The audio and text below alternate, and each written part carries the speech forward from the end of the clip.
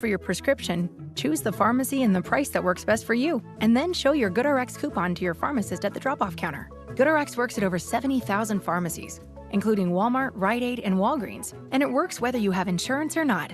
It's easy to save. Next time you drop off your prescription, check GoodRx. To start saving today, go to GoodRx.com. GoodRx is not insurance.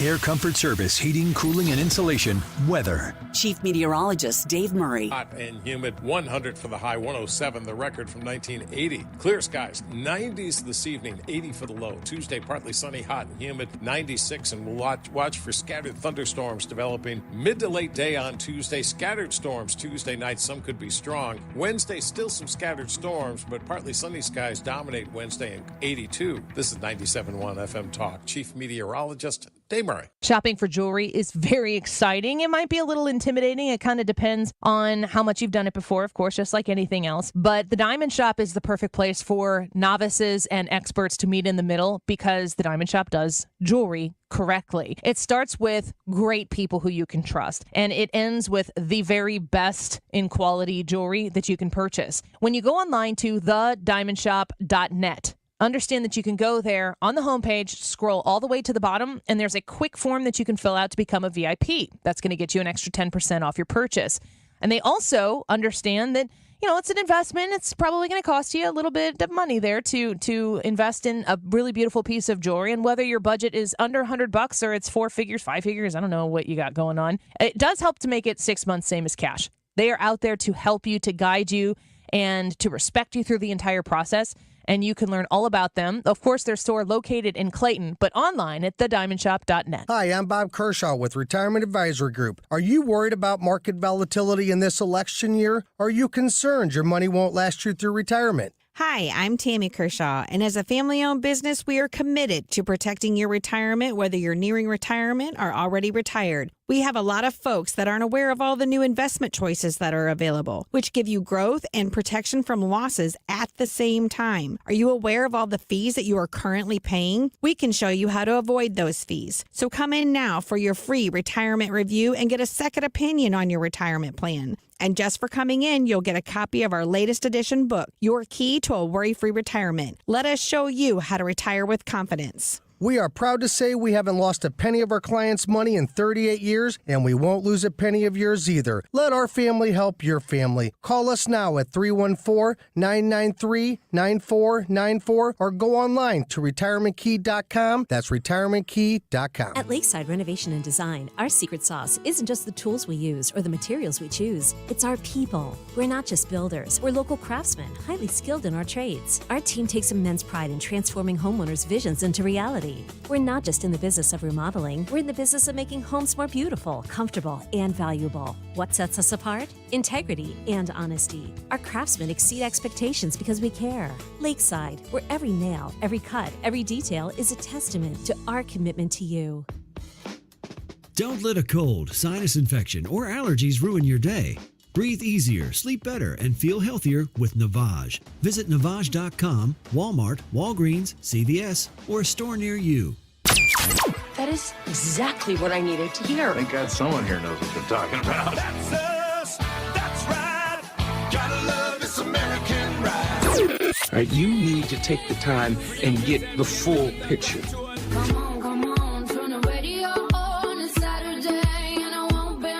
Don't get me wrong, I love the ladies. I mean, they rev my engine, but they don't belong in the newsroom. It is Anchor Man, not Anchor Lady. What do you want from me? I'm not America's sweetheart. Goodness sake, kid, keep your voice down. Your father's listening to the radio. I'm not America's sweetheart. This is the Annie Fry Show. Happy Monday, everybody. Lord have mercy. If you're going to work at a conservative radio station, today is a gift from God. That's the only thing I can think to say about it. Hey, Annie is down at Disney all this week. Actually, Brad is down at Disney all this week. Different family vacations. They just both ended up down at Disney. But and Ryan is off today. So Ethan and I are holding down the fort together. Brother, I appreciate you being here. Otherwise, I'd have to run the controls. It is a heck of a week for the B team to be on, isn't it? I'm telling you. I was talking to Chris Raji from KMOX, was down the hallway, saw him in the kitchen a while ago. And I was just talking about the fact Annie has got to be sitting down at Disney right now thinking, of all days for me to be on vacation, this is the day I would want to be on the radio more than any other. This is the first opportunity we have had the opportunity to come on and talk during the Annie Fry Show since the assassination attempt that happened on Saturday. And wow, I just, everybody probably has one of those moments where you're like, what were you doing when this happened? And this is one of those moments that I think people are going to look back and, what were you doing? It's like, well, I was sitting in my kitchen and all of a sudden my phone started going off about Trump's been shot. And my wife is on this binge right now. I have no idea why, but she's watching Dallas from the 80s, right? So she's binge watching that. And I said, hey, Trump got shot. And she's like, what? She stops that and flips it on Fox News right away. And I was like, oh, you were such the good wife. Like that was awesome. We are on the same page of this. And you turned around and you started watching. The reports were just flying fast and furious. And you're trying to figure out, how could this happen? How does this guy get that close? Obviously, at that point, you're not even looking to blame anybody. It's not about who dropped the ball. How does this guy get there? It's, oh, my Lord, is he alive? And the things that have come out since then, and just the fractions that you see. I mean, if he doesn't turn his head at that exact moment, the entire back of his head is gone. I don't mean to be graphic, but when you see, the bullet, what a great job by, I think it was the Associated Press reporter, getting that picture of the bullet actually going past his head on the exit. And then I feel for that firefighter who, in the heat of that battle, had the presence of mind to shield his family, but it cost him his life. I mean, he literally gave up his life for his family so that they could live. I mean, horrible story from that standpoint. But I was talking with my wife after that happened, and I said, this sounds horrible to say, but I'm kind of surprised it took this long for something like this to happen. We have been talking about the rhetoric, and everybody now is saying, hey, enough. Let's bring down the temperature of the room. And they're saying it on both sides and saying, we need to stop all this. But Trump has been getting the bulk of this fire towards him since 2015. When he came down the escalator, they have made fun of him. He wasn't a real candidate. This is just a joke. It's a way for him to improve the ratings on his TV show. Like this is all about building the Trump brand. And they didn't take him seriously. But ever since he won in 2016, they have been coming after him with pitchforks every day. I can't think of any, not just political candidate, I can't think of anybody who has had more fire thrown at them than Donald Trump over the past 8 years. I just don't think that person exists. But yet, here we stand at a point where I didn't really think that somebody would take a shot at him at a rally. But with all the rhetoric that's been going on, I mean, the first person that came to my mind was Maxine Waters. Maxine Waters, of all people, she's been saying things like we ought to kill him. Back 4 years ago, she was talking about those things. She was saying when you see these Republicans out in public, go harass them. Walk up to their table while they're having dinner and harass them while they're there. So, in one hand, you kind of say, I can't believe it took this long. On the other hand, people are talking about the providential nature that had him turn his head when he turned, right? Accidents don't happen if you believe that. Everything happens for a reason. If he doesn't turn his head at that exact moment, that bullet catches him right behind the ear. And we're having a much different conversation today. And the country would be in a much different place than it is today. But today, there's everything that's going on. Trump survived. Hallelujah. That's awesome. Today kicks off the Republican National Convention. which, by the way, we are going to be airing that all week this week. So you can listen from 8 until 11, that we're going to have that on every night. You're going to be able to find that here on 97.1. We're going to find out who the VP pick is today. Who do you think that's going to be? I know that was the YouTube live chat poll last week of who do you think it's going to be? Is it going to be Marco Rubio? Is it going to be J.D. Vance? Is it going to be Doug Bergman? Is it going to be Tim Scott? Now they're talking about Glenn Youngkin. May actually be somebody that he might consider. There's always the outside shot that people have. Like I know Annie was talking about Tulsi Gabbard and her actually being a choice. It's going to be interesting now because I was just talking to Steve Moore, our program director, before the show, and from what people were saying about Trump since the shooting, he is a different person. I'm curious about, is that going to stick? But I can see that. I mean, when you come face to face with your humanity and you realize, man, another inch, I'm not here anymore, that gets your attention. Anybody who has had a near-death experience, you see a change in them normally. And now he's talking about, he ripped up his speech. He's doing a whole new speech. We are going to talk about unity. We are going to change the conversation that we're having in this country. So it's going to be interesting to see what is that speech like. So it kind of brings up our YouTube live chat poll of the day. What is going to be your highlight of the RNC? What are you most looking forward to? Is it the VP pick? Is it Trump's speech on Thursday or something else? You can log in and weigh in on the YouTube live chat poll. Looking forward to see what people are going to pick. I don't know. I guess my thing that I'm looking for is Trump's speech. I want to find out, where's he going to go on this? I mean, is he going to call for pitchforks down? You know, let's chill this thing out. I really think Thursday, Donald Trump has the ability, if he hasn't done it already, I think Thursday he has the ability to put this race away. The speech that he makes with independents, he could pull the independents to him if he makes the speech that would pull them that direction on Thursday. It's going to be interesting to see how that works out, what he has to say. But then all of a sudden, as if you didn't have enough that was going on, the judge dismisses the classified documents case today against Donald Trump. Jack Smith, who some have said, including Justice Thomas has been saying this for a while, he was not lawfully put into a special counsel's position. He's not a U.S. attorney. He's just an attorney. So being the fact that he's not a U.S. attorney, he wasn't qualified to be a special counsel. And Justice Thomas has been saying something to that effect for quite a while. And then it came out today that the judge agreed. The judge said he was not confirmed by the Senate. And Judge Cannon is the one who has had this case. She is a Trump appointee, but I don't think that's really what it is.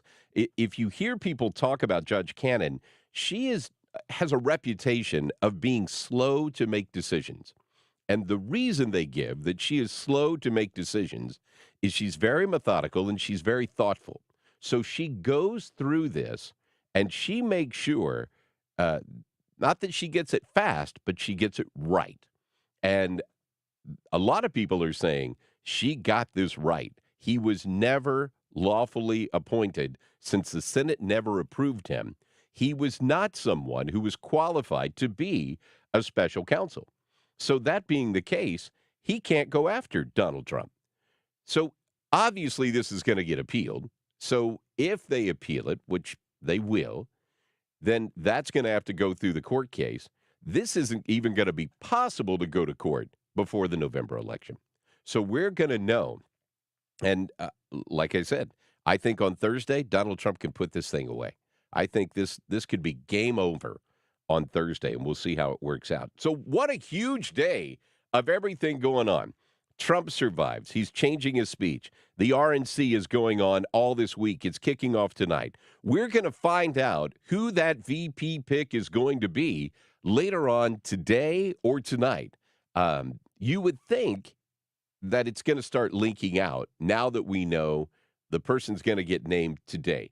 And Kurt Barr is the St. Charles County Election Authority Director. He's going to join us in studio here in just a couple of minutes. And Kurt was just saying, I wonder if they're really that good at keeping a secret or if he's waited till the very end to make his pick. And I would tell you, I don't know. I think that could go either way. But he knows now. He knows who his pick is going to be. Obviously, they're there. I'm surprised that now they've announced that Nikki Haley has a speaking slot at the RNC. That, I think, also goes back to Trump figuring out, hey, man, I'm going to heal these divisions. And he is serious about unifying the party, unifying the country, bringing us all together, and stopping all of this rhetoric. I heard that the Democrats pulled their commercials that they had already in the can and had buys out to go against Trump, where they were going to hammer, hammer, hammer, hammer. But you keep saying that the guy is a threat to democracy. Do you understand what that is? You've called him Hitler for 8 years. Eventually, people believe what you're saying. So you've been saying it over and over and over again. It filters through. We used to have a saying in radio advertising of frequency sells, and it does. If you hear something enough over and over and over again, eventually you begin to believe it. Doesn't have to be true. It just has to be said enough. And eventually you'll go, well, maybe there's something to this. It's human nature of how it works out that way. So I think what happened Saturday is a culmination of all of the negative rhetoric that we've had going on for so long. And eventually, it's got to lead to something. You can't be this negative in all of the conversations and continue to put it out there and call everybody all these names over and over and over again. Eventually, somebody's going to hit a breaking point. I'm surprised it was a 20-year-old guy who hit the breaking point. Curious what they're going to find out about this guy. But there's so many questions. How did it happen? How did he get there? How did he end up less than 150 yards away from the president? That's the number one question I think people want to know. I think they started hearings today on Capitol Hill with the Secret Service head to ask that particular question. What the hell happened? How's that guy get there? And you have people who you had reports right away of people saying, we saw this guy. And we saw him climbing up on top of the building, climbing up on the roof. How was there not a Secret Service guy, a U.S. Marshal, a local law enforcement? How was somebody not on that roof? And I guess I've watched or I've read too many Clancy novels where I'm looking at a Jack Reacher type thing of how was there not a drone in the air, right? How was there not a drone in the air that's looking over all of these rooftops and having the eye in the sky looking down over things? We're told that we have all this technology. Why the hell wasn't it being used? Or if it was used very poorly. So there's so much that's going on. We're going to talk about one of the hot topics that has been talked about a lot since 2020, and that is election integrity. Kurt Barr is here with us, and we're going to catch up with him on the other side. There is so much going on, so much for us to talk about, all kinds of folks that we're going to have in. Ryan Schmelz is joining us later on this hour from Fox News Radio with the latest on the shooting and what's going on. Steve Moore is going to join us from the Heritage Foundation. Today, the theme at the Republican National Convention is about Make America Wealthy. Is the theme that they're doing today. So obviously right up Steve Moore's alley. Mike Kehoe is going to join us. He is running for governor of the state of Missouri. We're going to talk to him a little bit later on. Scott Drochnick is going to join us in the 2 o'clock hour. St. Charles County's Economic Development Council is putting together a 5-year plan for St. Charles County from an economic development standpoint. I want to find out, where did that come from? What's he looking at? What are the key things that they're doing? And obviously, we're going to be talking about updates as they come in. So it's Mike Elam sitting in for Annie Fry today on the Annie Fry Show on today's, I almost said today's hits. I had a run back for my old days.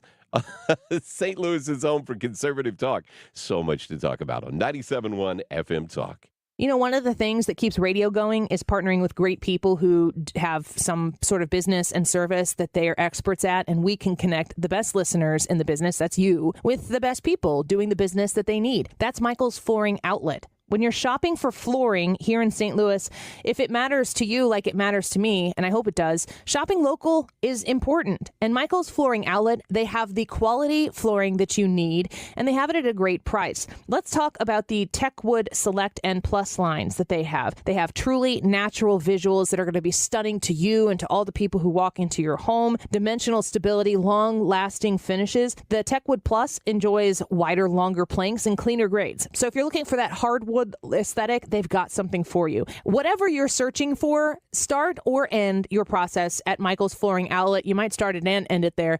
You'll be glad you did. And thank them for partnering with us here on the Annie Fry Show. I'm grateful for them. I'm grateful for you. You can check them out online at igotfloor.com. Before you sell your home, consider your options. Mark Cox here, and for years now I've been telling you about St. Louis real estate expert Gloria Liu, owner of Your Home Sold Guaranteed Realty. Gloria is an expert in selling homes for the most money because she has the guarantees, the buyers, and different solutions for every type of seller. She recently provided a family multiple cash offers in minutes so they could move quickly with no showings, no costly repairs, and no hassles. Now, not everyone's looking for multiple cash offers. That's why Gloria will sell your home at your agreed upon price, or she'll buy it. Her name says it all, Your Home Sold Guaranteed. Regardless of whether you're looking for multiple cash offers or you want to utilize her Guaranteed Sold program to ensure you get the most money possible. Here's your next step. Call Gloria at 314-325-6888 or visit GloriaHasTheBuyers.com. That's GloriaHasTheBuyers.com. Conditions apply. Gloria and seller must agree on price and possession date. Who can Missouri Republicans trust to crack down on illegal immigration and communist China? Not Jay Ashcroft. Jay Ashcroft championed a bill that allowed China to buy Missouri farmland and other property near our military bases. Ashcroft took thousands of dollars of travel from liberal groups, including one that pushed amnesty for illegal immigrants. It gets worse. Jay Ashcroft turned his back on America's veterans and opposed providing vets with any benefits at all, including discounts on hunting licenses and prescription drugs. Jay Ashcroft allowed China to buy our farmland. He vacationed with amnesty-loving liberals, and Ashcroft stiffed America's veterans. There's a better choice. As Missouri's governor, Mike Kehoe will stand with President Trump to crack down on China, secure our border, and honor our veterans. Mike Kehoe is the conservative we can trust. Cops for Kehoe is responsible for the content of this advertising, paid for by Cops for Kehoe, and is not authorized by any candidate or candidates committee. You want to retire soon, but everyone keeps telling you to wait until you're 65. After all, that's the age that you qualify for Medicare and you're close to full retirement age. I'm Marvin Mitchell, president of Compass Retirement Solutions. In my new book, Retire Early, The 9 Critical Decisions When Retiring Before 65, I discuss proper planning to help make early retirement possible. When to take Social Security, what to do with your 401k, health care, how to maximize retirement income, and much more. Get a complimentary copy of Retire Early by calling 1-800-743-8510. That's 1-800-743-8510. Can you retire early? Call 1-800-743-8510 for your copy of Retire Early, The 9 Critical Decisions When Retiring Before 65. Investments and services offered through Compass Retirement Group, a registered investment advisory in Missouri and Illinois. Compass Retirement Solutions is not affiliated with the U.S. government or any governmental agency. We're here to help you get registered to vote, whether you're in Missouri or Illinois. Democracy 2024 on 97.1 FM Talk. If you need help getting registered, go to 971talk.com/vote.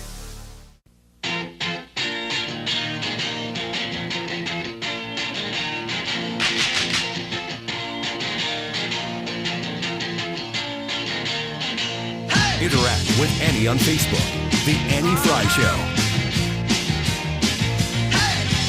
Welcome to the Annie Fry Show. It's Mike Elam sitting in for Annie Fry today. So much is going on. If you haven't heard, the documents case got thrown out. So Jack Smith is out. So we're going to see where that case goes. We're going to hear about the vice presidential pick later on today. Supposedly, as they say in the NFL draft, the pick is in. So we're waiting to hear from the commissioner. I'm curious if there was some horse trading that went on in the background to figure out who's going to be that person. That was kind of the question. It wasn't kind of. That was the question on the YouTube live chat poll on Friday of who do you think is going to be. Today kicks off the RNC. So all the delegates are in D.C. I can only imagine what security is going to be like there today and see what that's going to be like to try to get into the convention. So our YouTube live chat poll of the day is, what is your highlight of the RNC? What are you looking forward to the most? Is it the VP pick? Is it Trump's speech on Thursday? Or is it something else? Like we were talking about, Nikki Haley actually got a speaking slot. And Trump has talked about he's ripping up his speech and he is writing a new, more unifying speech. I almost use that word inclusive. Boy, you can't use that word anymore. Our language has been co-opted, so you can't say things like that anymore. Kurt Barr is joining us. He is the Election Authority Director of St. Charles County. How are you, sir? I'm doing well. Thanks for having me. I appreciate you coming in. You know, I know you haven't heard anything about election integrity. No one ever brings that up to you. That's never a topic. How different? You've been the Election Authority Director now for what, 8 years? It's been 6 years. Oh, 6 years. Yeah, Okay. Started in 19. So you were elected in 18 when you came in. I was thinking it was 16, but we were elected similar time frame. So what have you seen change the most in the 6 years that you've been doing this? Well, I mean, the biggest change was COVID and everything that happened in 2020. But talking to the people who've done elections longer than I have, the biggest change is the national attention, the public attention on the process of elections. It used to be that people just expected elections to work, didn't really pay attention to how the votes were counted. They just expected the votes would be counted. Right. 2016 certainly created some concerns. 2020, a whole nother type of spotlight on the process of elections. And so what I have done and a lot of election authorities have done is try to explain, here's all of the audits that we do. Here's all of the certification process we do. Here's all of the steps we do to make sure the elections are right. Because most of the time when I explain to people, here's the process, they're like, well, that's good. That's what we want to see. When they find out how much, hand counting of the and auditing we do of the elections after election day, they're like, well, that's good. We have the technology that counts the votes, and then we have the human eye that makes sure that technology is actually correct. And then we talk about the public test before the election, and then the verification board after the election. When we talk about all these things, generally people are like, oh, okay, Missouri has a good process to certify the election. But I find it funny that I hear people say, we need to have a paper ballot in Missouri.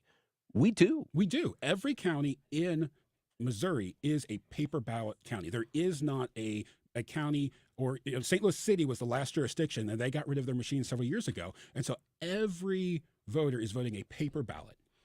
And that's all the way across the state. It's state law. State law. So you can't have electronic voting. You have to be voting on a paper ballot. Yes. Now, it can be tabulated using tabulators. Correct. So that has caused a lot of heartburn from some folks. Some people are concerned about even that, but that's why I try to inform people that we do a random audit of the paper ballots, and we compare that hand count after Election Day to the election night report that the tabulator gave us, and we see, does it match up exactly? And if it doesn't match up exactly, we continue to audit until we can figure out that it did match up or why there was an error, and we make sure that is resolved because we have the paper ballot. So if, for whatever reason, that tabulator was just wrong, we can override that and in the certified election give the correct hand-counted result for that election if we found that if the tabulator misreported. But in the 6 years that I have been the director of elections, the hand count audit has always shown that the tabulator on election night was correct. And I assume these tabulators are optimized, for lack of a better term, on a regular basis. Yeah, we have a number of ways of making sure that they're working properly. Obviously, at the beginning of each year, we just do some simple maintenance just so that the physical device works correctly. But we also, before every election, we have to, of course, load the information about the election onto it. And then we have a logic and accuracy test. So we want to make sure that a ballot, no matter what circle, what target is filled in, that machine is counting that target and it's not skipping any and is counting it correctly every single time.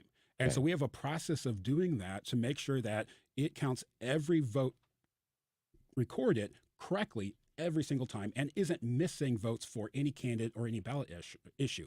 And then we have a public test that we do before each election to do this logic accuracy test in front of the public. And they're allowed to come to election authority and see that process, ask questions and see how it works and see the results and know, okay, we randomly picked this tabulator, we checked it and it's correct. It is properly. Didn't you just do that test?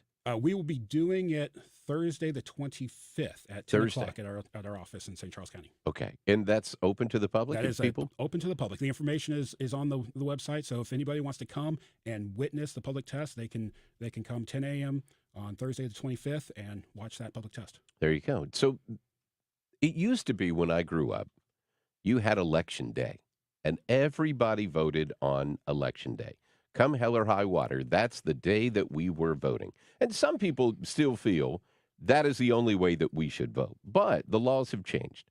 And we can complain about the laws changing and say that the rules of the game changed. You can complain all you want, but these are the rules that we're going by now. And you used to have absentee voting where people could be creative on their excuses as to why they weren't going to vote on election day. But there really wasn't a way to test you, right? So if I said, hey, I'm going to be out of town, it's not like the election authority director came by your house and said, hey, I thought you were supposed to be out of town. I'm not counting your vote. It doesn't work that way.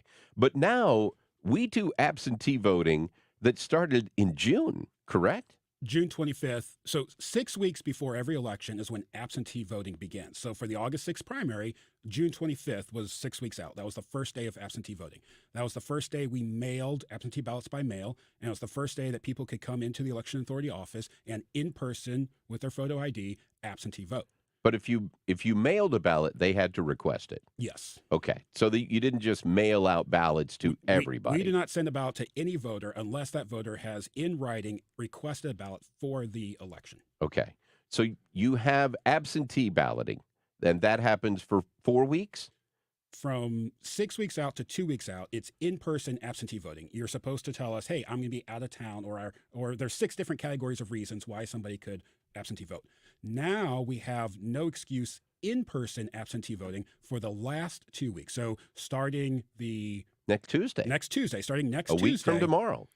Anybody can go to their county's election authority office and vote just like they would election day. You show your photo ID, you get your ballot, you put your paper ballot in the tabulator, and it's just like election day. And you don't have to come up with creative reasons why you won't show up on August 6th to vote. No, there's a reason why I'm not going to be here. It doesn't matter anymore. You have 2 weeks leading up to that.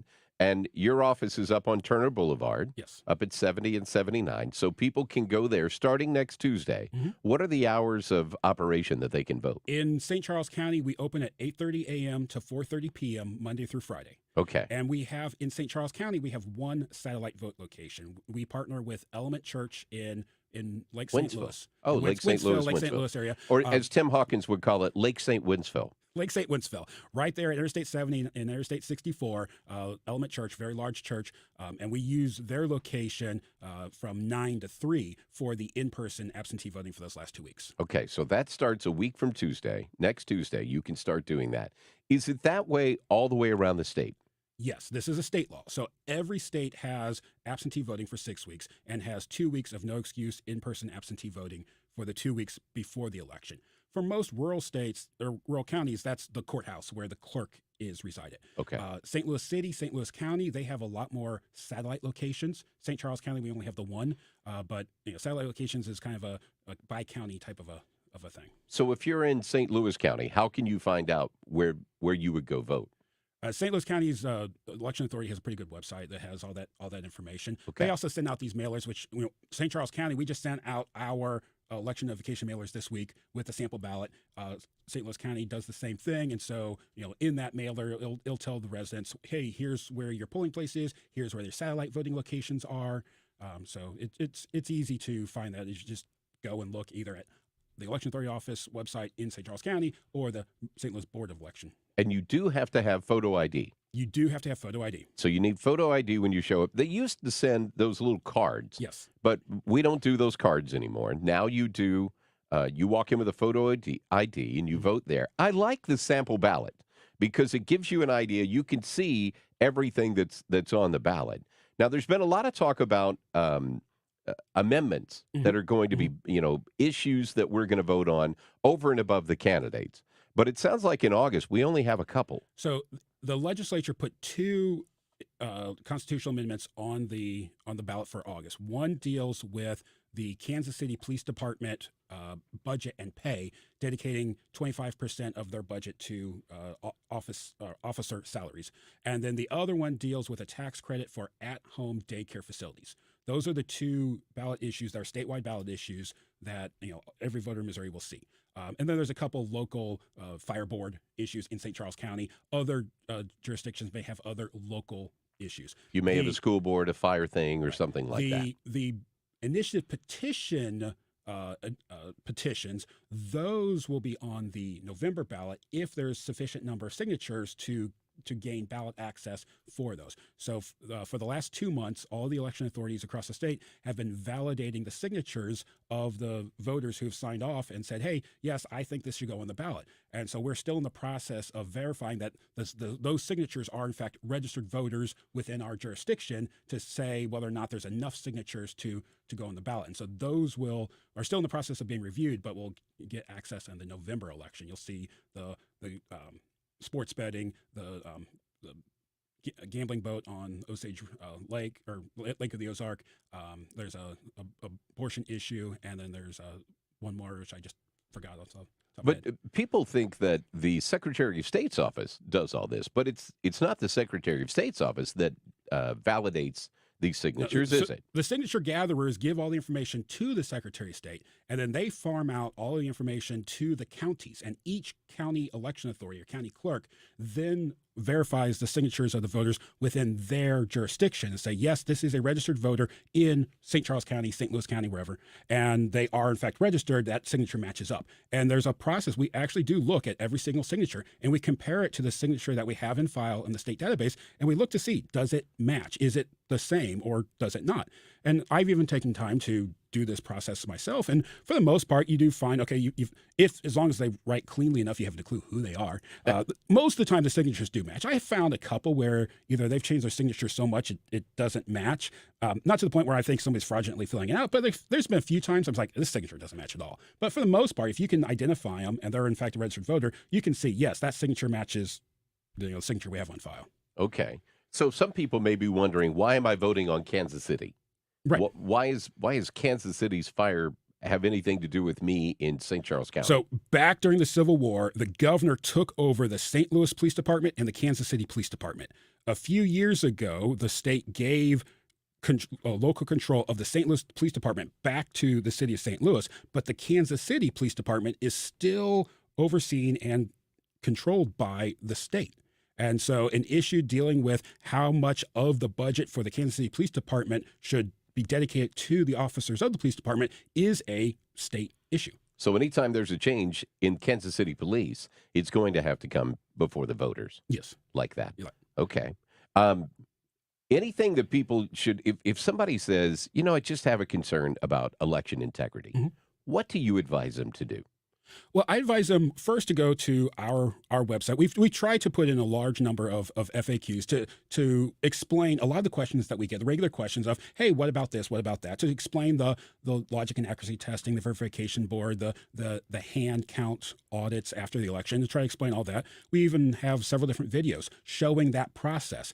Or if that's not enough, or people have more concerns, then they can call or email the office. And I spend a fair amount of my time answering those questions and either emailing back or calling back voters and explaining the process and answering their questions, so that they can feel a certain level of confidence of, yes, our elections are accurate and are secure. And then I even will go to different organizations and speak at their events. We have a nice little PowerPoint slideshow that we put together to kind of show, here's the process, here's all the steps of the process, here's how it works, and answer the questions that voters have of, how does it work and how do I know that my vote is counted accurately and is, added into the final total. If somebody doesn't live in St. Charles County, which I can't imagine why they wouldn't, but let's just say you live in St. Louis County, how can they find out more information? They go to their election authority website? So yeah, if they're a St. Louis County resident, then they would go to the St. Louis County Board of Election website. And they have a pretty good website. So I'll give kudos to St. Louis County Board of Election. They have a good website, a lot of good information there. They're only election authority in the state that has a chief information officer on staff, and she does a very good job educating the public about what's going on within the Board of Elections. And because St. Louis City, St. Louis County are under a Board of Elections, they have a governor-appointed board members, and they have public meetings at least monthly, if not more often, of the overall workings of the Board of Election, and those are open to the public. So, members of the public are allowed to go and watch these Board of Election staff meetings. Now, they're just as boring as any other board meeting, but they are, official meetings, and they are open to the public if, residents of the city or the county want to go and watch those Board of Election meetings. Since we are voting already in the primary, I assume we're past registration to be able to vote in the primary, but you're probably not past general election. We are past registering if somebody is not already registered in the state of Missouri. Okay. So the deadline 4 weeks before an election was last week of, okay, I'm a brand new voter. So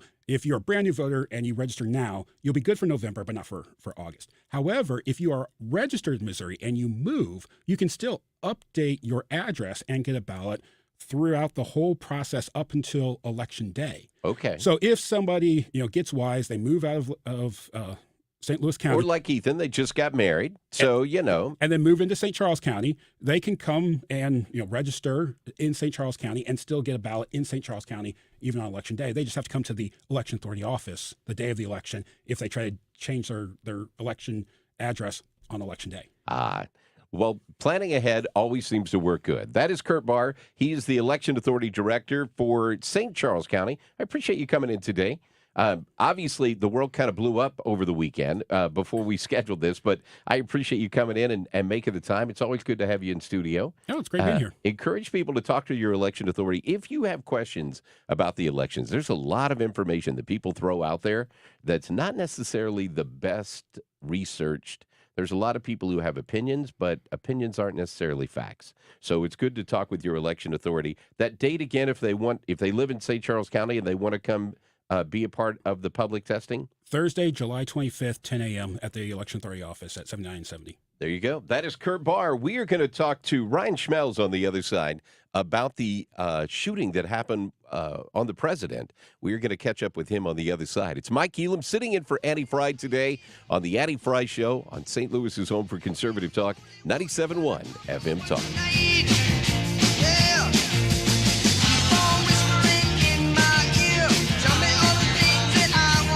Find the podcast, on-demand audio, and more at 971talk.com/Annie. STS-Armory.com, STS-Armory.com. That's the easy way to learn about the things I'm going to talk to you about here real quick. But if you're shopping for a firearm, if you need ammo, if you are looking for accessories, I've bought safes from there, including firearms and ammo and accessories. If you're looking to get sights put on something, I've had that done as well. You can go to STS Armory, and they're going to guide you top to bottom. If you are looking to own your first firearm ever, and you have no idea where to start, I know exactly where you should start, and it's in Pontoon Beach at STS Armory. You can call them directly to start the whole situation. You can reach out to them at 618-931-GUNS, 618-931-GUNS, and have that conversation. Say, I don't really know where to start, but I do want to, be able to protect myself. I want the education I need. I need to know how to get it going. They will treat you with the utmost respect and make sure that you have everything you need to feel confident and be responsible when it comes to owning firearms in the state of of Illinois. 618-931-GUNS, sts-armory.com. The choice of a lawyer is an important decision and should not be based solely on advertisements. If you've been injured in a truck accident, you need the best. Onder Law. Let us make your case our cause. Truck accident? Call Onder Law for a free review at 314 or 618-9000000. Considering new windows, I want you to talk to my friends at Window World. Mark Cox here. They have got a great deal going for you right now. Up to 36 months financing, interest-free, with approved credit. They've never done this before at Window World, so take advantage of this. Call them today at 314-993-1800. Again, 314-993-1800. You hear me talk about Window World, I'm a satisfied customer. I've got their windows in my house. I've been to their offices and I've stood on these windows. I've seen how well built they are. They go in and they are meant to last. You wouldn't give a lifetime warranty on a product if you didn't think it was going to last for a long time, and they stand behind that warranty. In over 20 years of business, they have helped more than 72,000 customers in St. Louis improve the look and the thermal efficiency of their home. Call them today, get your free estimate, and ask about that 36-month financing, 314-993-1800. or windowworld.com. I was having a lot of sinus infections. My sinuses were clogged, pressure, headaches. Linda suffered for years with chronic sinus infections. You don't feel like doing anything. When you feel like your head is completely clogged, all you want to do is just lay down and sleep. And the pressure, it's just not fun, always walking around with a headache. Now, her issues are gone. How? A minimally invasive procedure done in the office of St. Louis Sinus Centers called balloon sinuplasty. I really did not know what it was like to feel like you're really breathing and not being so clogged up. I would do it again in a heartbeat, and I would definitely recommend it for someone else. Do you suffer with chronic sinus infections, facial pain, pressure, congestion? Find out if balloon sinuplasty is the solution for you. Set an appointment today with St. Louis Sinus Centers. Call 314-332-2885. 314-332-2885. That's 314-332-2885. But in many ways, worse than the terrible Democrats are the backstabbing rhino Republicans. Bob Under attacked President Trump. As an anti-Trump delegate, Under conspired with never-Trumpers. No wonder Bob Under's been called Trump's worst nightmare, and why we can send him to Washington. Conservatives for American Excellence ain't paid for and is responsible for the content of this advertising. Not authorized by any candidate or candidates committee. ConservativeSforAmericanExcellence.com. You're listening to the Annie Fry Show live from the Air Comfort Service Heating, Cooling, and Insulation Studio. 9 out of 10 homes are under-insulated. Keep the air you're paying to heat where it should be with 15% off attic insulation. For a free estimate on attic insulation, visit aircomfortservice.com. Today's YouTube live chat poll, what is your highlight coming out of the RNC, going into the RNC? Trump's VP pick, Trump's speech, which I'm sure is going to be absolutely loaded, or is there something else that you're looking forward to? We want to hear from you on the YouTube live chat poll. The time is 12:49, and this time check is brought to you by Jerry Kelly Heating and Air Conditioning. It's time for a $98 AC tune-up. Every evening this week, the Republican National Convention is here. From 8 to 10, we're bringing you the convention plus live coverage. The Republican National Convention, every evening this week on St. Louis's home for conservative talk. It is the Annie Fry Show on 97.1 FM Talk. Mike Elam sitting in for Annie today, and Ryan Schmelz is joining us from Fox News Radio's Capitol Hill and White House correspondent. Ryan, how are you? Well, I'm doing good, but I have to tell you the truth. I am baking in the sun right now outside the White House because I'm having issues getting Wi-Fi reception down in the basement. So, oh, wow. I love your station so much that I am doing this. Granted, I am sacrificing myself in the sun, expecting to talk to Annie. So you've got some. You got to step up to the plate today. You know, man, I appreciate you doing this, and I understand Annie is not only better looking than I am, she is much more intelligent. So I appreciate you trying to raise the bar for this show while she is not here. Thanks Exactly. for making the There we time. So I appreciate you baking in the sun, but it seemed like over the weekend, man, that shooting caught everybody's attention, and the developments there just keep coming along, don't they? Yeah, I mean, it was history, right? You know, I mean, it was one of those things where we stopped everything that we were doing. You know, I know our newsroom, we were having people rushing in to get into the newsroom so they could start reporting. You know, it was kind of an all hands on deck type of situation. And it's certainly a moment in history I don't think any of us are going to forget. We're always going to remember where we were when this happened. But, I mean, we got to get back down to business, which is finding out what the cause of this was, what the motive was for the shooter, and if there were any security failures that were noteworthy that led to the first president being shot since Ronald Reagan in the 80s. Are you hearing anything new today that's breaking from that investigation? Well, it depends on if you want to talk about Congress or just the details about the shooter. All of the above. I know Congress is doing a very quick hearing on this and calling in, I believe he was calling in the head of the Secret Service. Is that correct? Yeah. So the House Oversight Committee chairman is planning on having the head of the Secret Service in almost immediately when they get back from recess next week. We've got a couple of other people. You've got the Homeland Security Committees, both House and Senate, hoping to have investigations.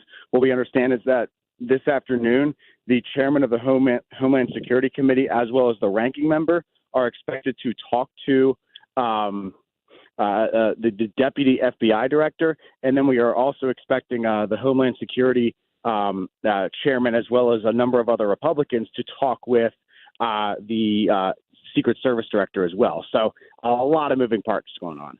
Do you know what power the Congress is going to have? I mean, this is me being jaded, so forgive me for a second. Yeah. It seems like Congress keeps having all these hearings. They keep finding out things, but even though they find it out, they don't seem to have any real teeth to be able to get anything done. Do you see any real changes coming because of these hearings?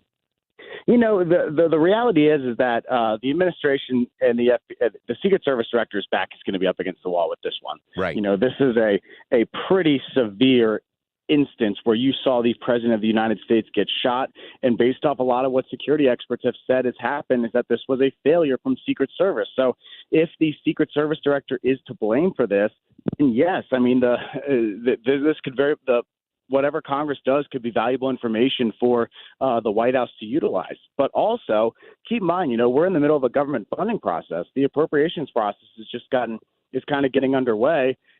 Funding the Secret Service and doing it in a way that allows them to hire the agents they need and qualified candidates. Congress has the power to give them that money. So I think that's something that could come from this too. I mean, maybe it won't be the end all be all in terms of answers or solutions, but these are small things that do make a difference. Are you hearing anything new about the shooter himself that's breaking today? I mean, we knew he was 20, but we really didn't know much about him beyond that. Yeah, we understand he was part of a shooting club. We also understand that he, I believe, was able to purchase the gun through a family member. Yeah, but besides that, we still don't know much about the motive or anything like that. Do you expect that we're going to find out very much? I mean, it sounds like from what I've heard. Oh yeah. He was somebody who didn't have a big social media presence, which for a 20-year-old is saying something. Yeah. Yeah, no, certainly. I mean, but he's got parents. There's family members. There's plenty of people to interview that law enforcement can go to. So I would assume we're going to get a lot of information about him at some point. I just don't know when that's going to be. Well, I appreciate that you're baking out in the sun for us today and getting this reporting. But what are the big stories that you're working on today there at the White House? What's going on there today? Well, so within the next probably 30 minutes or so, at least based off the schedule, they're not exactly always on time here, but we are expecting the Homeland Security Secretary Mayorkas to join Karine Jean-Pierre, the press secretary, at the White House press briefing today. So this is the first opportunity the administration is going to have to take questions from the press, and our first opportunity to ask them questions about this. So I would expect it to be a very lively hearing here today. And then, of course, we're following the RNC developments. We're hearing that Trump is expected to pick his VP candidate probably around the 4:30 hour. So we'll see. I'm very curious to see who it's going to be. We got reports that there's multiple finalists who are in Milwaukee for the convention. So we don't really know if that shows anything or if he's got a surprise up his sleeves. It is Donald Trump, after all, who's always, never conventional. So we'll see. This is true. That's Ryan Schmelz. Man, I appreciate you making the time today. It seems like there is no shortage of stories today for us to be able to talk about.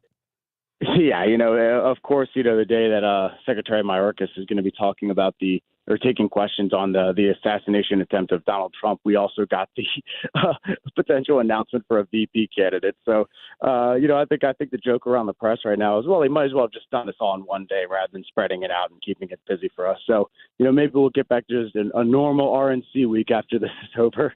We appreciate you. Hang in there, man. We will talk soon. That is Ryan Schmelz. My name is Mike Elam. We are sitting in for Annie Fried today on 97.1 FM Talk.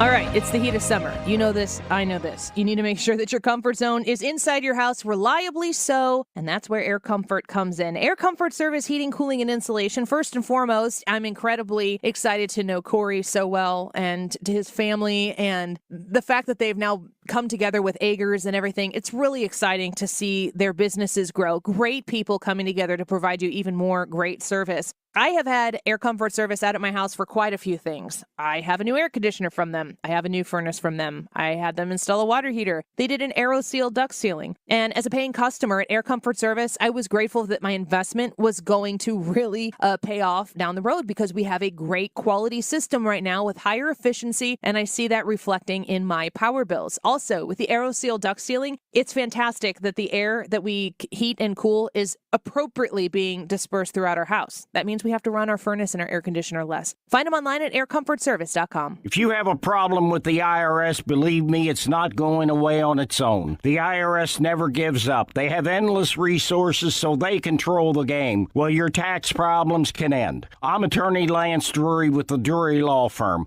a local tax resolution firm with an A-plus rating from the Better Business Bureau. I've handled thousands of IRS cases over the last 15 years. So when you hire me, you won't be speaking long distance or sending money to some TV pitchman that's riddled with consumer complaints. Your first visit is completely free and confidential, and I'll tell you on the spot exactly how much it will cost. So call me, Lance Drury, at 314-260-6120. That's 314-260-6120. Or go to Lance, DRURY law.com. If you have IRS issues, you need a local attorney, you need me, Lance Drury. The choice of a lawyer is an important decision and should not be based solely upon advertisements. Joe Biden and the radical left opened our borders. They sent border wall materials to the scrapyard and let in more than 7 million illegal immigrants. Why? They think they're importing future Democrat voters, changing our elections forever.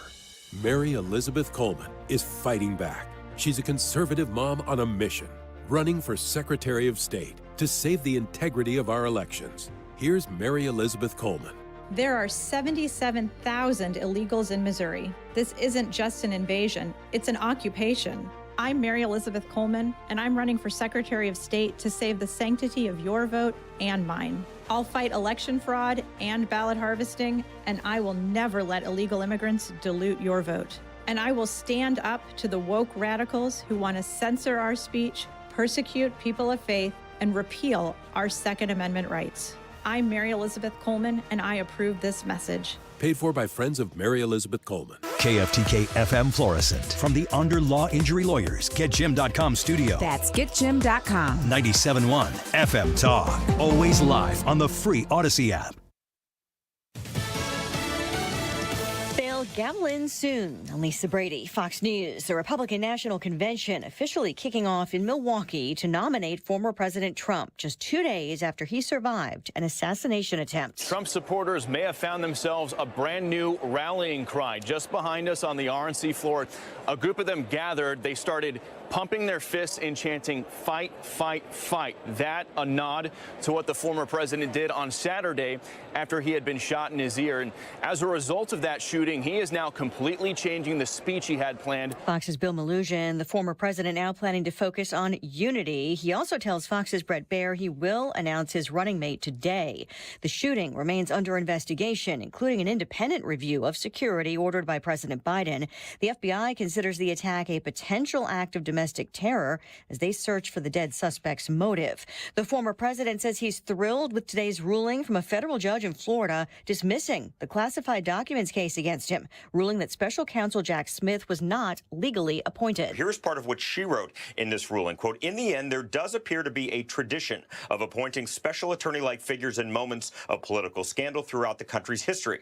But very few, if any, of these figures actually resemble the position of special counsel Smith. Mr. Smith is a private citizen exercising the full power of a United States attorney and with very little oversight or supervision. Fox's David Spunt. Smith can appeal that ruling. Protests already underway on a variety of issues, including the Gaza war, abortion rights, and the economy outside the Milwaukee Convention. For much of the last few years, false promises of economic recovery and ultra-nationalist fervor have been used to mask the intention of both the Biden and former Trump regimes. And there's a coalition of groups allowed to march in the city. America is listening to Fox News. Progressive presents 10 things on a food truck owner's to-do list that are harder than getting a commercial auto insurance quote. Stocking the fridge, prepping the stations, finding employees that get along well, finding employees that actually do their job. Looking at you, Gary. Balancing the books, balancing the flavors, having a fresh menu and fresh produce and fresh meat, but never a fresh mouth. But the easiest thing on a small business owner's to-do list? Seeing if you can save on commercial auto insurance. Get a quote in as little as 7 minutes at progressivecommercial.com. Progressive Casualty Insurance Company and Affiliates. Coverage subject to policy terms and conditions. Did you know you can get your prescriptions for less at your local pharmacy? You can with GoodRx. It's the free app that can save you money on your medications. Just search for your prescription, choose the pharmacy and the price that works best for you, and then show your GoodRx coupon to your pharmacist at the drop-off counter. GoodRx works at over 70,000 pharmacies, including Walmart, Rite Aid, and Walgreens, and it works whether you have insurance or not. It's easy to save. Next time you drop off your prescription, check GoodRx. To start saving today, go to GoodRx.com. GoodRx is not insurance.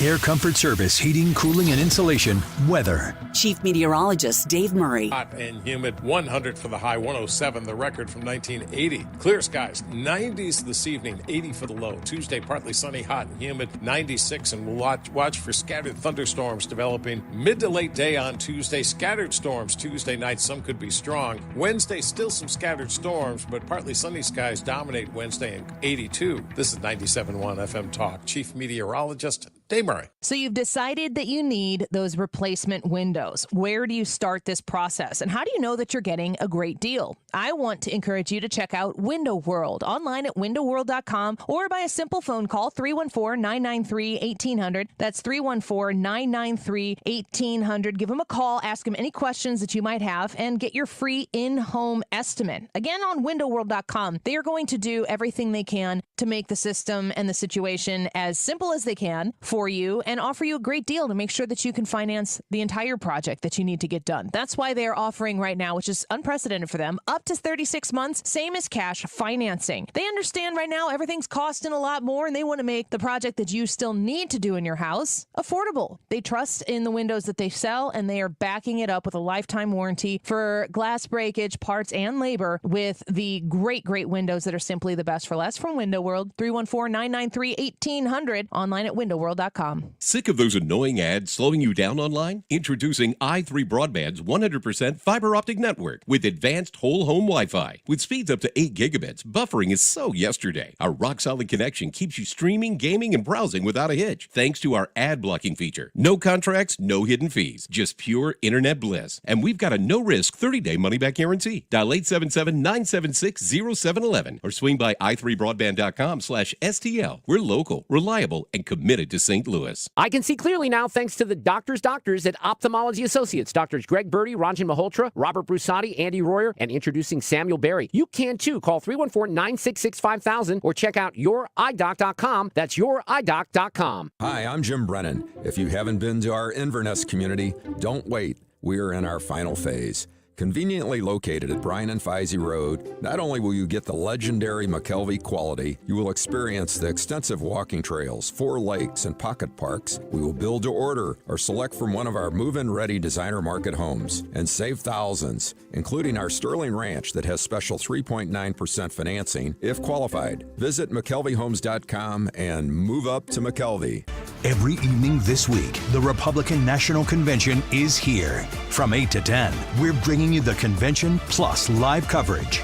The Republican National Convention, every evening this week on St. Louis's home for conservative talk. That is exactly what I needed to hear. Thank God someone here knows what they're talking about. That's us. That's right. Gotta love this American ride. All right, you need to take the time and get the full picture.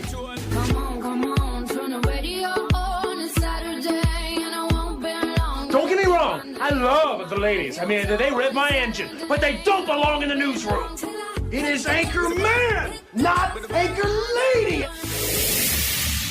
What do you want from me? I'm not America's sweetheart.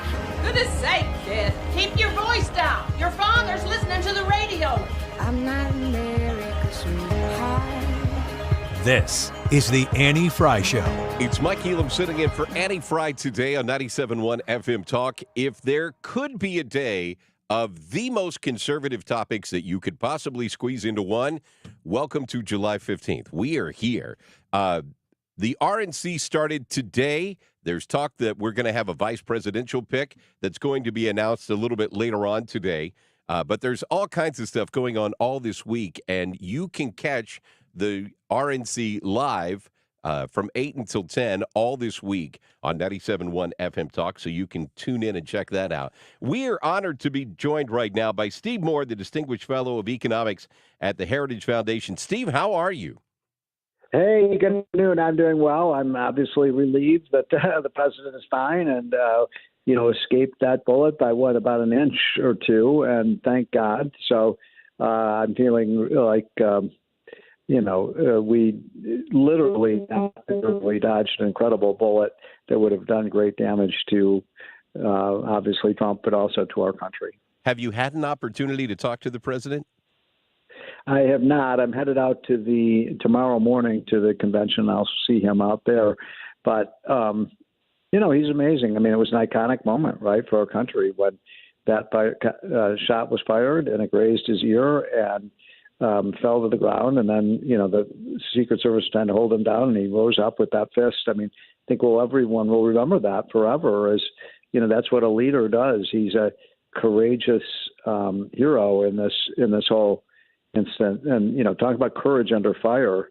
This showed what real leadership is. It was really a remarkable moment. We were talking about that. It's one of those kind of things of where were you when Trump was shot? People are going to remember that. But yes. now we're rolling into this RNC for 2024. Right. So much that's going on. I mean, even our live chat poll that we're doing for this for today is what's going to be your highlight of the RNC? Is it going to be the VP pick? Is it going to be Trump's speech? Is it going to be something else? What are you looking forward to the most this week? Well, I think the speech, he's got to, and he always does, he's got to knock it out of the park because there'll be, 100 million people probably watching. And so, it's a big speech for him. He's riding high right now. He's beloved by so many people across the country. And so I'll be watching that speech intently and seeing, what his message is. I think we all know what it is. It's, make America great again, put America first, make sure that every policy is in America's national security and economic interests. And that's what a president should do. I'm really looking forward to the speech, especially since he said he ripped up his other speech and he's writing a new one. And this theme is going to be unifying the country. And right. Melania just put out an amazing statement. Saw that. I mean, yes. it just speaks to the fact she is a woman who I don't believe gets nearly enough credit for the brilliant woman that she is. And she's been demonized so much by people. But I think that statement came across, and it really showed the incredible first lady that she has been for our country. I couldn't agree more. And, it's amazing if you look, I think it's one of those women's magazine, I think it's Vogue or one of those. I don't pay too close attention to that. But guess who's on the cover? Jill Biden. Right. Biden. And, what has she done for the country? Whereas, look at Melania, she was, I just thought Melania was so serene and so classy. and just a beautiful lady inside and out. And I've only met her one time, but when you see her, you're just, oh my God, you're just blown away by her presence. And she was never on the cover of any of these magazines. Yeah, which is amazing when you consider what she did as a profession. She was a fashion model. You would expect that a magazine like Vogue would want to put her on the cover, but she speaks 5 languages. I mean, she made her own money long before she and President Trump got together. So she is a self-made woman who is definitely, she is a force to be reckoned with. But I know, I remember when she gave a short speech in 2016. I forget, was it at the convention there was no convention. They had that kind of nomination thing outside the White House. And she gave a nice, a short speech, I don't know, 7 or 10 minutes. And I remember the press was sneering at her. Listen to her. She speaks with an accent. And I'm like, oh, wait a minute. You're the people who love immigrants. And now you're sneering at them the hypocrisy of the left is towering. But look, Trump, let's get back to Trump, because he is going to be, the man. And he was a terrific leader, in his first term. And I think he's looking at the same thing for his second term. And we're going to continue the agenda that did make America great and prosperous. And we had peace in the world. We didn't have Soviet tanks in Ukraine. We didn't have, bombs, invading Israel and things like that. So to restore the peace and to restore our prosperity, we need Trump back. Well, I know there's a different theme every day of the convention, and they're starting off with Make America Wealthy Again, which you had a big voice in that policy. What do you expect with Make America Wealthy policy in the Trump regime is going to be moving forward? Well, we just put out a report on Unleash Prosperity about just comparing 20 major economic statistics under Biden versus Trump. And on, I think, 18 of the 20, Trump outperforms Biden.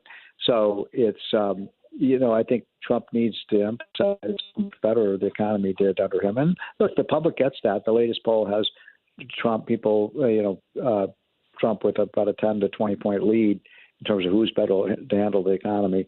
I mean, my God, I hope people understand that we're running a $2 trillion deficit now. I mean, we're borrowing, well over $100 billion a month. It's insanity what's going on in Washington right now. And we're going to bankrupt this country if we don't bring in Trump or some new leader, because Biden is completely like a fiscal pyromaniac. It seems to be that Biden wants to take a victory lap on the fact that interest rates aren't growing as fast as they used to be. I'm like, wait, so inflation is still going up, and you want to make it seem like that's a win, but you're ignoring how we got to this point. I've loved talking to you in the past where you've brought up the fact of, hey, it's not like that 9% year over year went away in the past, and we're back to a 3%. Like, this is 3% on top of the 9%. Yeah, it's additive. That's a really great point you're making. And so, the cumulative official inflation rate is 20%, but people get so mad at me when I recite the official number, because, if you talk about the necessities, your rent, your mortgage, I don't know if you looked at insurance costs now, they're through the roof, groceries, gas, prices are up 25 to 30%, and that's a huge hardship for the American people. And, people are angry about it. And I love all these pinheads in Washington. Oh, my gosh, everything's going so well. Why are people angry? I mean, go to Main Street USA. You'll see why. I heard somebody talking about earlier today. They said, you used to, when Trump was president, you would go get $100 worth of groceries. That $100 today is going to cost you north of $2, maybe $3. And that's something that is felt across the board. It doesn't really matter what your economic status is. The cost of food going up, we're all eating. And the cost of food going up is just the biggest factor that I think everybody feels. Well, just the other night, I was coming back from a trip in the car, and we pulled over at a McDonald's. I go to McDonald's periodically, and I remember, 7 or 8 years ago, they used to remember the dollar menu. Remember the dollar? You know what it is now? What? They got the $5 menu. Oh, I haven't been to McDonald's in a while, but last time I went through, I think I got a Big Mac value menu, and it was almost $10 for a Big Mac fries and a soda. I'm like, what? Even the McDonald's CEO said, our costs are up so much that we've had to raise our prices by 40%. Well, you're seeing across the board where you're seeing the meals are starting to get more By the way, expensive. things are pretty bad when you can't afford McDonald's. This is very true. Hey, as you're going, what time are you going to? You're going to show up tomorrow at the convention? I will be there. Yeah, I will be there tomorrow and Wednesday and Thursday. So I understood that Nikki Haley is actually going to have a speaking slot at the convention this year, which I think news. I think that shows when Trump was talking about unifying and bringing people together. Yes. I think that speaks volumes about where he's trying to go. Yeah, I couldn't agree more. I mean, if I had my druthers, if I were Trump, then I think he should pick Nikki Haley as his running mate. It's not going to be her. But, she got 25% of the vote, and Trump needs all those votes to win. So I hope that it is going to be I'm really pleased that she has a speaking spot. And I don't agree with the thing Nikki Haley said. She's an important woman. She's got an important message for the party, and we need to bring the Nikki Haley voters over to Trump now. I agree. Do you have an odds-on favorite of who you think it's going to be? Oh, the rumors are swirling all over the place. I think the latest rumor is J.D. Vance. He would not be my pick. But I really like Governor Youngkin of Virginia. I like Governor of North Dakota. I like governors. I think they know how to run things. So we'll see. But it's going to be, I think the announcement's coming soon. Yeah, I just saw a rolling across on Fox News that said that it's pretty clear that Marco Rubio is not going to be the pick, which I thought always created, since they're both from Florida, that created. That's not a good pick. Yeah, I didn't see that. What do you think that a pick brings? What do you think a VP pick brings to the ticket? Or do you think it really doesn't matter that much? Oh, this year it matters a whole lot because, whoever Trump picks, assuming he wins, and he's likely to win, will be the presumptive nominee for 2028. So, that will be the heir apparent. So this is a gigantically important pick. I agree with you that I like Youngkin for what he brings in terms of really shoring up those independents and bringing them to the table. And I live in Virginia, so I've seen him firsthand. He's been excellent. And by the way, Virginia is a swing state. If Trump can win Virginia, it's a game, set, match over. We're talking with Steve Moore, distinguished fellow of economics from Heritage. Before I let you go, I wanted to get your thoughts on the judge throwing out the documents case today and telling Jack Smith to go pound sand. What did you think about that?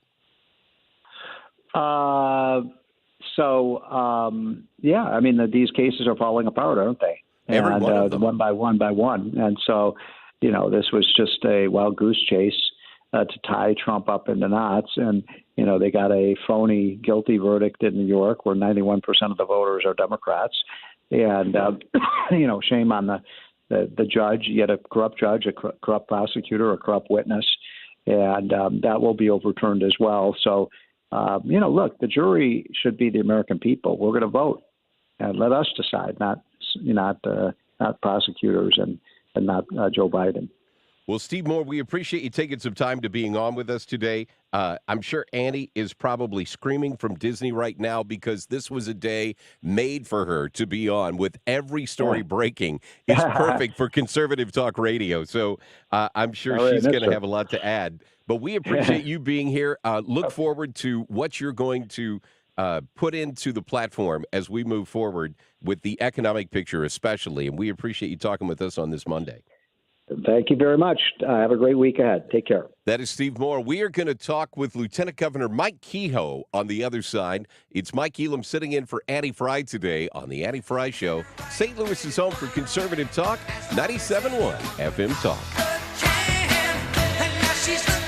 Find the podcast, on-demand audio, and more at 971talk.com/Annie. This is the Annie Fry Show.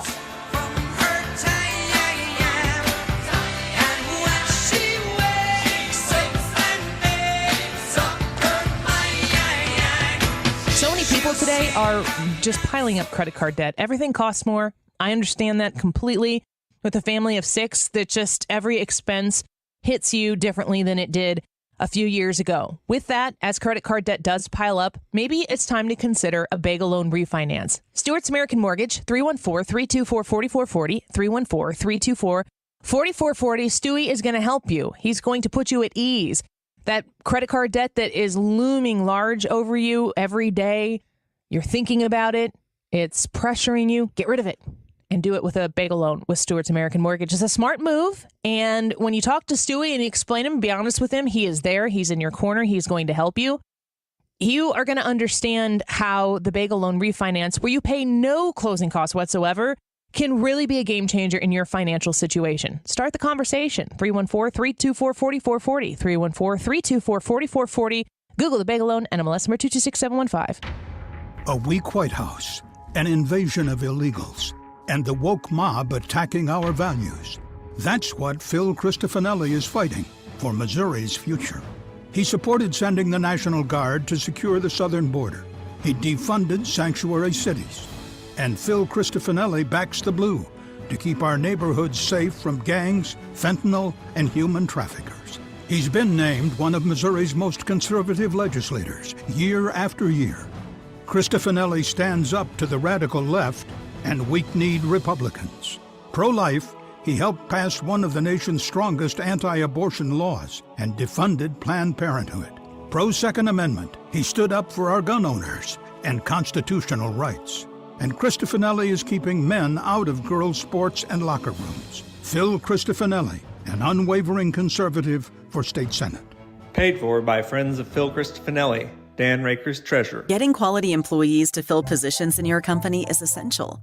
But finding those people can be a major hassle, unless you use ZipRecruiter. ZipRecruiter makes finding quality people a breeze. And right now you can try it for free at ZipRecruiter.com/free. With ZipRecruiter, one click sends your job to hundreds of top job sites. But more than that, ZipRecruiter's advanced technology identifies the candidates with the skills you need, sends you a list of great matches to review, then actively invites them to apply for your job. And the results speak for themselves. 4 out of 5 employers who post on ZipRecruiter get a quality candidate within the first day. That's right, the first day. Now you can focus on your business and let ZipRecruiter do the work finding the best people for you. See for yourself. Experience the ease, efficiency, and power of ZipRecruiter for free. Just go to ZipRecruiter.com/free. That's ZipRecruiter.com/free. ZipRecruiter.com/free. Getting quality employees to fill positions in your company is essential. But finding those people can be a major hassle, unless you use ZipRecruiter. ZipRecruiter makes finding quality people a breeze. And right now you can try it for free at ZipRecruiter.com/radio. With ZipRecruiter, one click sends your job to hundreds of top job sites. But more than that, ZipRecruiter's advanced technology identifies the candidates with the skills you need, sends you a list of great matches to review, then actively invites them to apply for your job. And the results speak for themselves.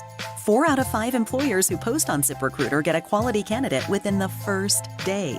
That's right, the first day. Now you can focus on your business and let ZipRecruiter do the work finding the best people for you. See for yourself. Experience the ease, efficiency, and power of ZipRecruiter for free. Just go to ZipRecruiter.com/radio. That's ZipRecruiter.com/radio. ZipRecruiter.com/radio. You're listening to The Annie Fry Show live from the Air Comfort Service Heating, Cooling, and Insulation Studio. 9 out of 10 homes are under insulated. Is yours? Did you know that there's an R value associated with insulation? To find out your R value or for a free insulation estimate, visit aircomfortservice.com.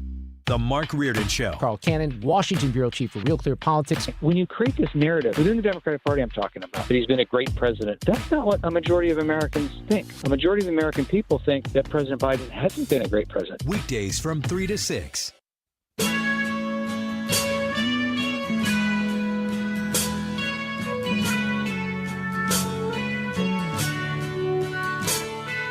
This is the Annie Fry Show.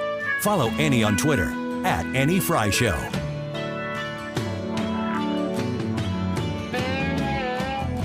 It's Mike Elam sitting in for Annie Fry today. She and Brad are both down at Disney. Different family vacations, but they ended up going to the same place. And I'm sure Annie is probably down there thinking, man, this is a day I would really like to be on the radio. You've got a little bit of everything happening. This is our first opportunity to talk since President Trump and the failed assassination attempt. Thank God it was a failed assassination attempt. Jack Smith just had handed down from the judge that said you are unlawfully appointed as special counsel, therefore you are out. And that means that the documents case just fell apart. And obviously they're going to appeal that, but nothing's going to happen until later. And the Republican National Convention is starting up today, and we are being told that we're going to have a vice presidential candidate. So many things are going on, and we are lucky enough to have Missouri Lieutenant Governor Mike Kehoe joining us on the phone today. Lieutenant Governor, where do we find you today? Well, good afternoon, Mike. Thank you for having me on. We're in Springfield, Missouri today on the southwest side of our state, so it's a beautiful day out there, and you're right, a lot of interesting and exciting things happening in the last 48 hours. Well, I wanted to give you an opportunity to kind of weigh in on I don't know where you were when the assassination attempt happened on President Trump, but I think that's a day that all of us are going to remember. Most definitely. I was actually at the 75th anniversary of the Elks Lodge in Farmington, Missouri. As you know, I cover the state extensively. And, you know, when somebody told me somebody just took a shot at President Trump, I thought they meant like took a shot verbally at somebody. You know what I'm saying? I right. felt like they said something about him. And lo and behold, it was literally a shot. And, you know, what we saw there was somebody that obviously a lot of us relate to, especially if you came from my background, was a fighter. I mean, the first thing the guy jumps up says is fight, fight, fight. And so, you know, we're sure glad we are okay. We're seeing these stories of the heroic firefighter who saved his wife and daughter.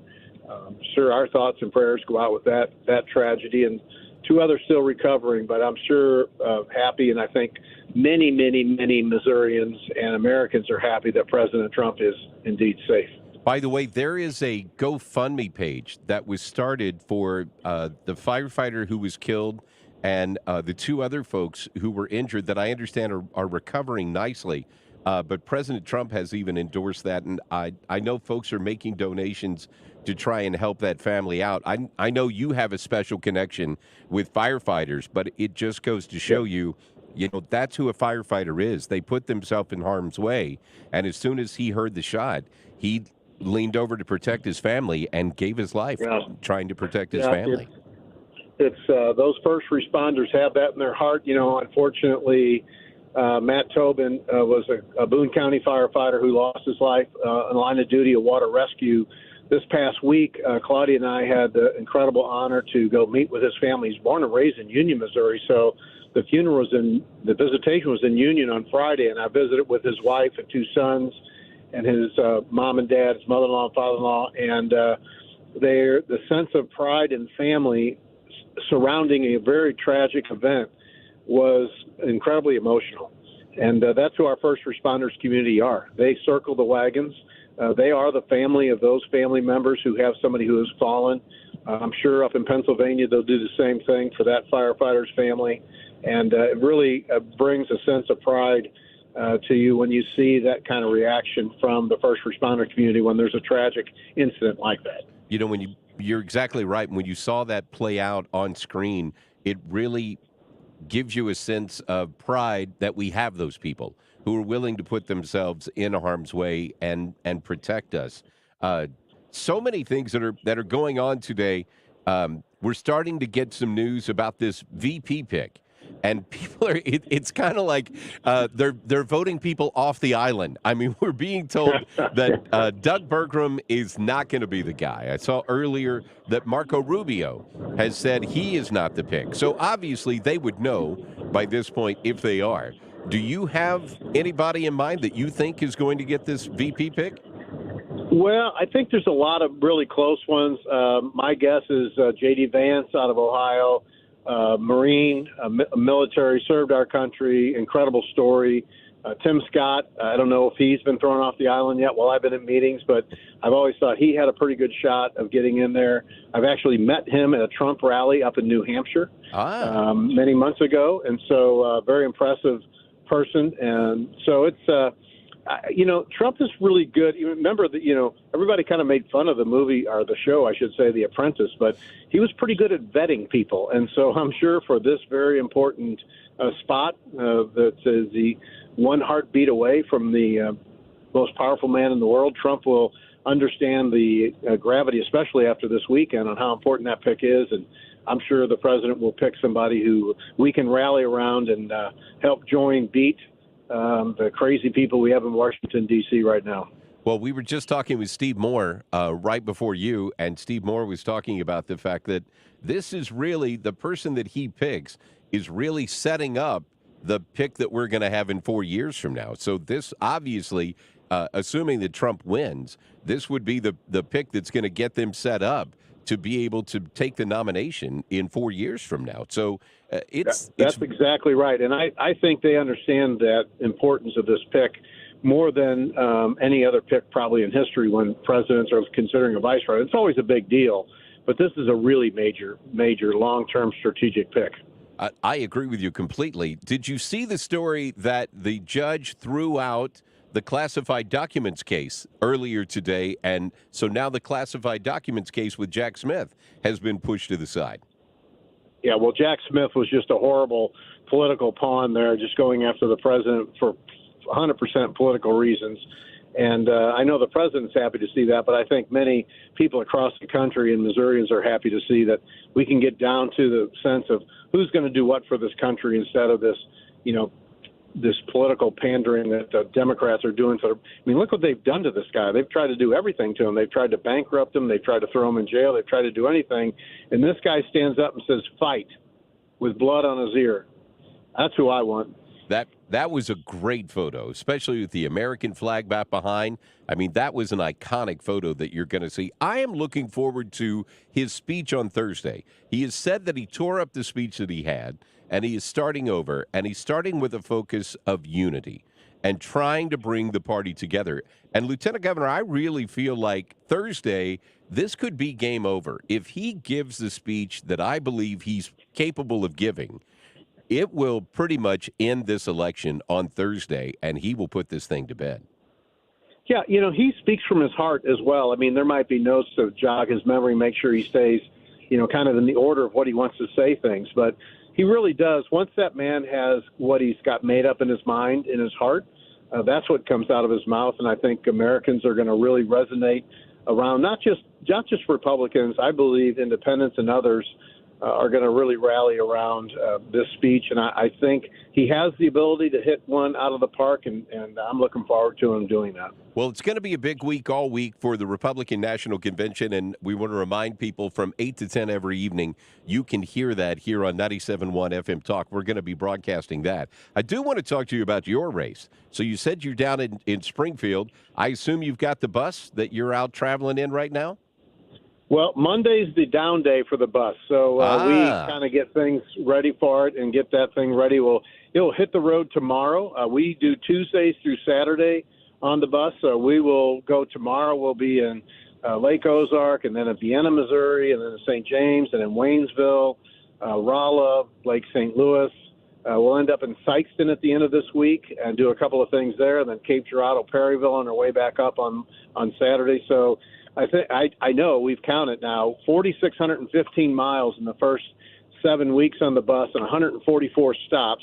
Wow. We'll do another 21, I think, is what's on the schedule for this week. That's not including the 2 or 3 I'll do today outside of the bus being with us. So, I really think if you take yourself and your message to Missourians in their own backyard, to their business, to their family farm, and let them know who you are and what you're all about. Folks seem to very much resonate with that kind of messaging, and being able to just be right there with people makes a big difference in my mind, and that's really one of my strengths, is just meeting people on their turf and finding out what's on their mind and let them know who I am and what I'm all about. Well, I've said numerous times on the radio that I appreciate folks who are willing to put their name on the ballot. I know what that means on a local level, but running statewide is a completely other challenge that, man, it's daunting. I mean, there's so many road miles that you have to log to get out and go meet those people where they are. But one of the things that you also have to do, and it's one of the unfortunate parts of politics, is you have to raise money. And it's just one of the things. You've got to raise the money to be able to get your message out there. And I was just reading an article that in second quarter, your campaign raised over $4.5 million. Is that correct? That's correct, and that's just one quarter. It's almost emotionally humbling for me, Mike, because you know my story. I never knew how to pronounce the word million, and so. And I think what's important, I know what's important about that number, is that we are outraising the field, all 7 of the other candidates combined in Missouri, unique Missouri donors. The last number I saw was it's 3-1, but we're approaching 4-1. And so when somebody says, oh, Kehoe's got all these people behind it, yeah, Kehoe has Missourians behind him.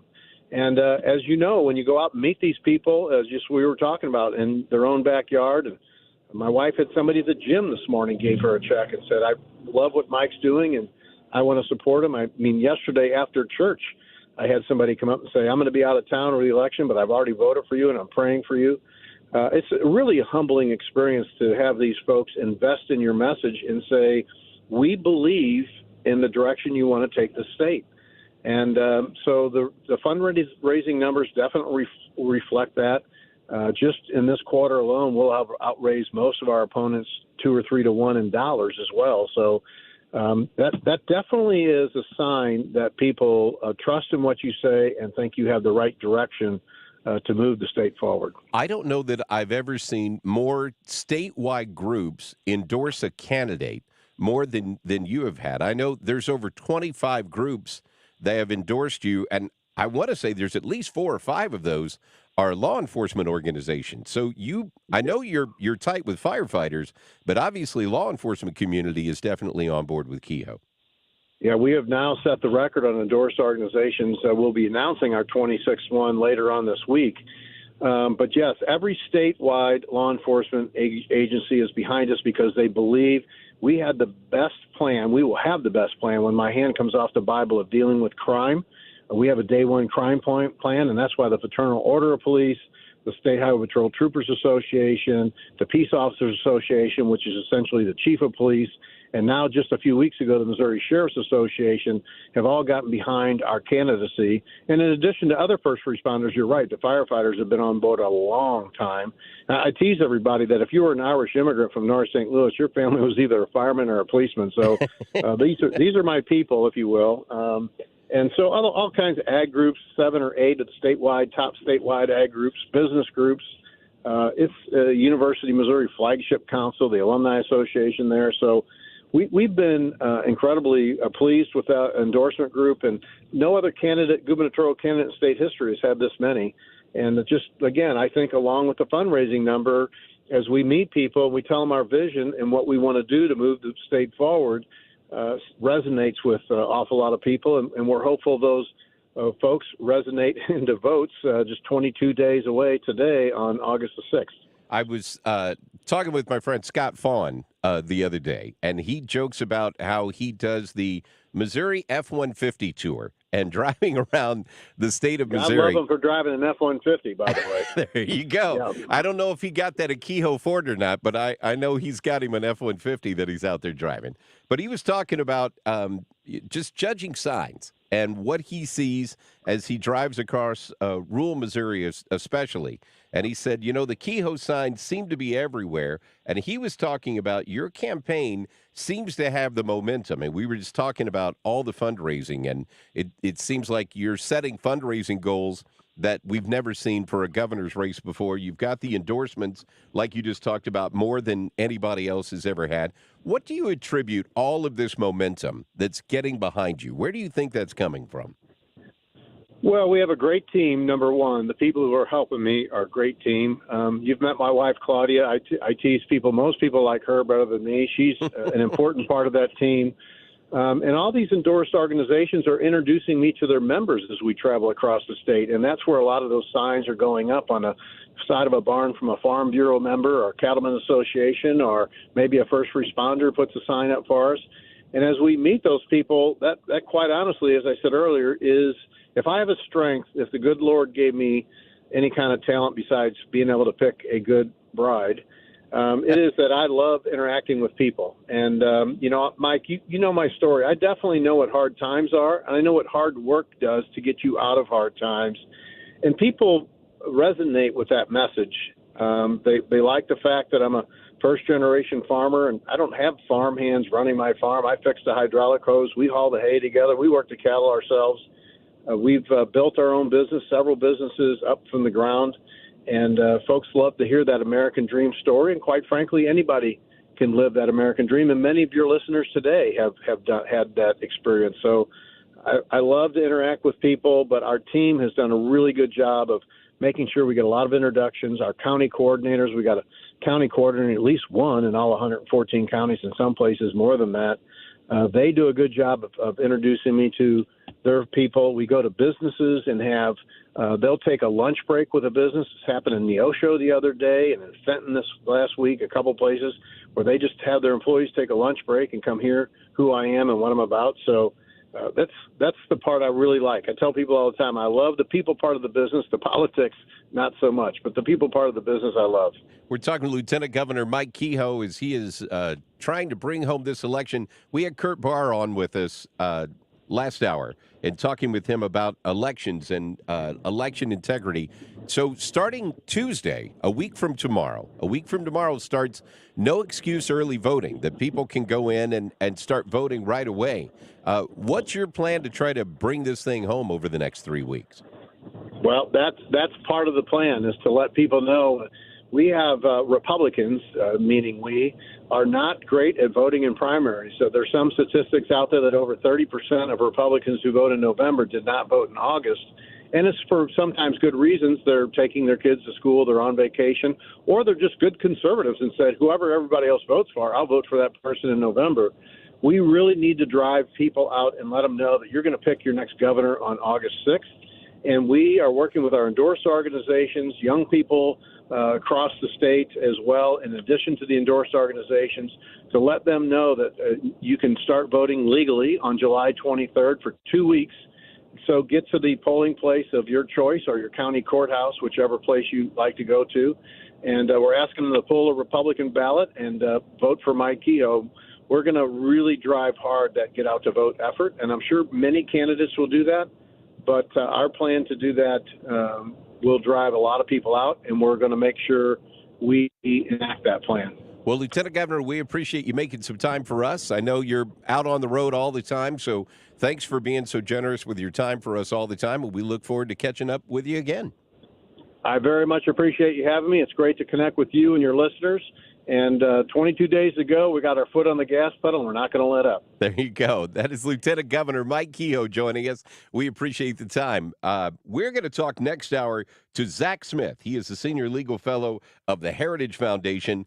We were talking about earlier that the judge threw out the documents case, which means Jack Smith is no longer a special counsel. Obviously, that's going to get appealed, but we're going to talk to Zach next hour. We're also going to talk to Scott Drochnik. He's the Executive Director of the Economic Development Council of St. Charles County. They are putting together a 5-year plan for the county, so we're going to find out a little bit more about that. Economics is the story of the day. That is the theme of the Republican National Convention today, is Make America Wealthy Again. Obviously, the overall theme of President Trump is Make America Great Again, but Make America Wealthy Again is the theme for today, and the Vice President watch is still going on. We may know something before we get off the air at 3 o'clock today. If not, you can guarantee it's going to happen during Mark Reardon's show that is following us. My name is Mike Elam, sitting in for Addie Fry today, having a great time on St. Louis's home for conservative talk on 97.1 FM Talk.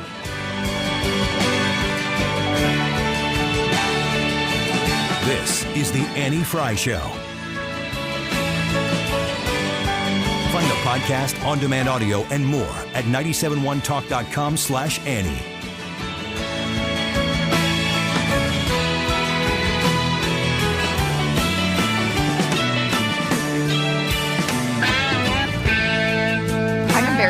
this. I've been using deodorant on my armpits for 30 years, and anytime I noticed odor anywhere else, I thought I needed another shower, I wasn't clean, or I felt like there was something wrong with me. And then my gynecologist told me about Lumi. It's a whole body deodorant for pits, feet, and privates that controls odor anywhere and everywhere on your body. Since Lumi, I never have to worry about body odor ever again, anywhere on my body. And that reassurance is worth every penny. For a limited time, new and returning customers can go to LUMEdeodorant.com and save up to 30% on products like the Lumi Starter Pack, Acidified Body Wash, or new Lumi Plus Sweat Control. Plus, for a limited time, get free shipping when you use the Black Friday and July code listed on site. That's LUMEdeodorant.com to save up to 30% today when you use the discount code listed on site. That's LUMEdeodorant.com.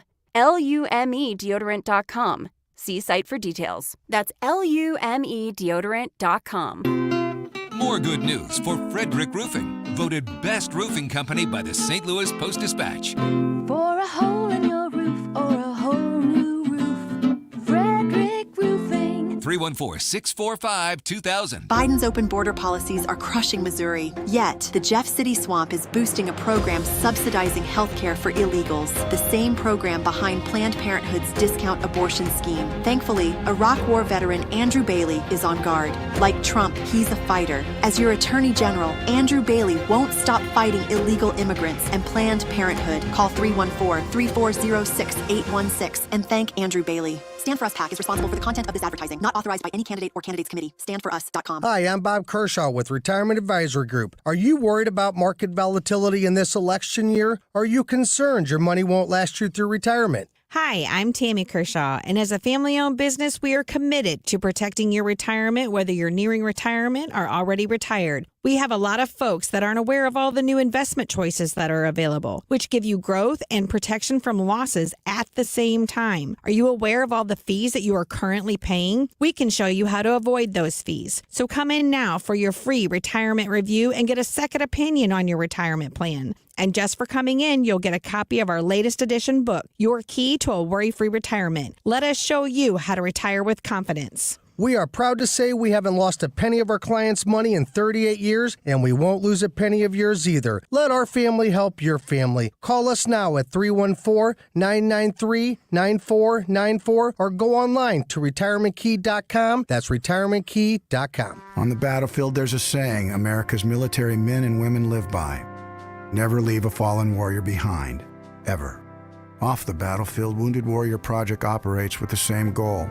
Wounded Warrior Project was created to help our men and women returning home with the scars of war, whether those scars are physical or mental. Wounded Warrior Project. We never leave a fallen warrior behind, ever. Learn more about what we do at woundedwarriorproject.org. Are you the parent of a 2 to 7-year-old? Listen closely for an exciting free radio offer. By now, you've probably heard of ABC Mouse, the Parents' Choice Award-winning online learning program that's actually changing the lives of early learners everywhere. ABC Mouse is like a little one-on-one teacher. It has helped her so much. Right now, we're offering a special radio promo to try it free for a month, but you have to go to abcmouse.com/radio to claim your free month. That's abcmouse.com/radio. Sponsored by Age of Learning. B-Team in here today for a very, very big day in news with President Trump. Just a couple of days ago, the assassination attempt, and now the RNC getting going. Our YouTube live chat poll today, what are you most looking forward to at the RNC? The VP pick from President Trump, his speech, his upcoming speech, or another option? Go and vote now. Let's get to 200 votes. We're getting pretty close now, so go ahead and check that out on Annie's YouTube page. The time is 1:49. This time check is sponsored by Jerry Kelly Heating and Air Conditioning. It's time for a $98 AC tune-up. Every evening this week, the Republican National Convention is here. From 8 to 10, we're bringing you the convention plus live coverage. The Republican National Convention, every evening this week on St. Louis's home for conservative talk.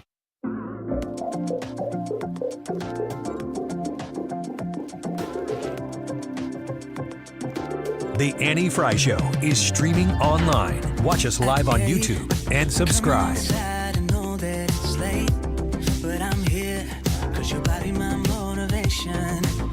It's the Annie Fry Show on 97.1 FM Talk. Mike Elam sitting in for Annie today. Big news that's going on. By the way, the Republican National Convention just got kicked off. Speaker Johnson is at the podium right now. So he is trying to get the crowd fired up. I don't know who that guy was who was just there. But, boy, he was fired up. Oh, my gosh. He could have ran through a freaking brick wall. I mean, that was like a triple espresso type speech. It was his moment. Hands were up. It was pounding the desk. It was intense. He was up, man. So we're finding out a little bit more about the vice presidential pick, which kind of gets to our YouTube live chat poll of the day. What is your highlight of the RNC that you're looking forward to? Is it the VP pick? Is it Trump's speech on Thursday? Or is it something else? We'd love for you to weigh in on that decision. You know what I love about the fact of anytime I get the opportunity to do the Annie Fry Show, the fannies are amazing. The people who listen to this show are so interactive. This is probably the most interactive radio show I've ever had the opportunity to be a part of. I mean, there's almost 300 people who are streaming the show right now. So I appreciate all of you who are chiming in along the chat. We appreciate you guys interacting with the show. I don't know where Scooter is today. I hope he's okay. We worry about him normally. He was in there a little bit. I don't Was know if he? Still Okay. is. It's fun to watch the folks go at each other in the YouTube live chat poll. It's amazing. We have such a plethora of people who listen to this radio station, right? We have folks who widespread opinions. And sometimes it's entertaining just to watch the comments that go back and forth. You know, sometimes I want to sit back and just watch the comments because the folks who interact with this show are really passionate about their opinions. And I appreciate you, man. We wouldn't be here if it wasn't for you.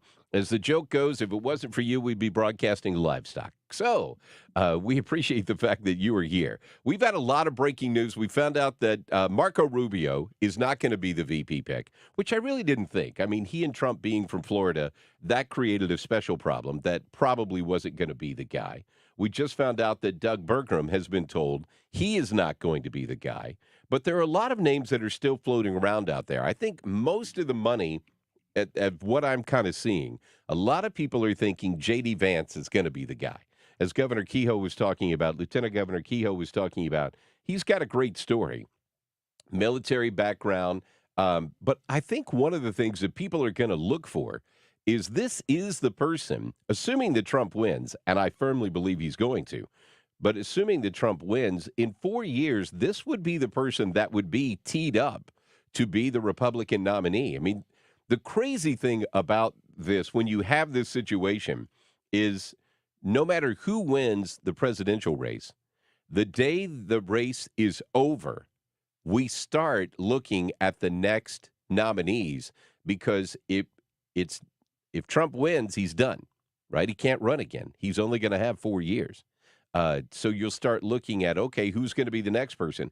Biden won't even realize that there is an election in 4 years. I mean, it's debatable if he really understands there's an election going on this year, but that's a whole other thing. A lot of people have talked about, you know, is Kamala Harris going to swoop in and change Biden? I mean, they've got about a month before the Democrat convention happens. So we're going to find out, is Biden even going to be the nominee, or are they going to switch to something else? Maybe. I think he's still going to be the nominee. I think they're too far down the road. I don't think he's going to give up those delegates, and he has to give them up. It is his choice to give up those delegates and release them because right now they're committed to him. So I don't see that switching out. I don't see that changing up. I think he's going to be the guy. I think Jill and Hunter are making sure that he stays insulated enough to where he doesn't hear other opinions. No one gets the opportunity to talk him out of it. You've seen everybody from a Hollywood standpoint who's come out. I couldn't believe when George Clooney came out and he said, look, when we did the fundraiser for him, and he raised, I want to say $30 million, maybe more, that they raised for Biden at this event in Hollywood that had Clinton there, Bill Clinton there, not Hillary, the Clinton that people liked. So they had Bill there and they had Obama there. And even at that event, George Clooney said, this is not the this is a big effing deal Biden that we remember from 2010, or even the Biden that we saw in 2020. And if you've seen any of those videos where it's got Biden from 4 years ago going through the election process and the speeches now, you can tell he is a shell of what he used to be difference. just 4 years ago. And I don't care who you are. Being president of the United States is a job that will just weigh you down. You've got to have so much stamina. And I am impressed by Donald Trump every day, by all the stuff that he would do. And they talked about when he was president and the work ethic that he had. And he legit was answering questions all the time. He would do impromptu press conferences all the time. He didn't have to have scripts. Shoot, even when he had scripts, half the time he didn't stick to them. He was always talking about something else. You take a teleprompter away from Biden, and he doesn't even know his middle name. I firmly believe that kind of stuff. We are going to talk to Jack Smith. He is a senior legal fellow with the Heritage Foundation, and we're going to get his opinion on the judge's classified documents decision where she dismissed that. Judge Cannon did that, so it's going to change up things. Trump just keeps on winning, baby. You're going to be tired of winning. It's Mike Elam sitting in for Andy Fry today on 97.1 FM Talk.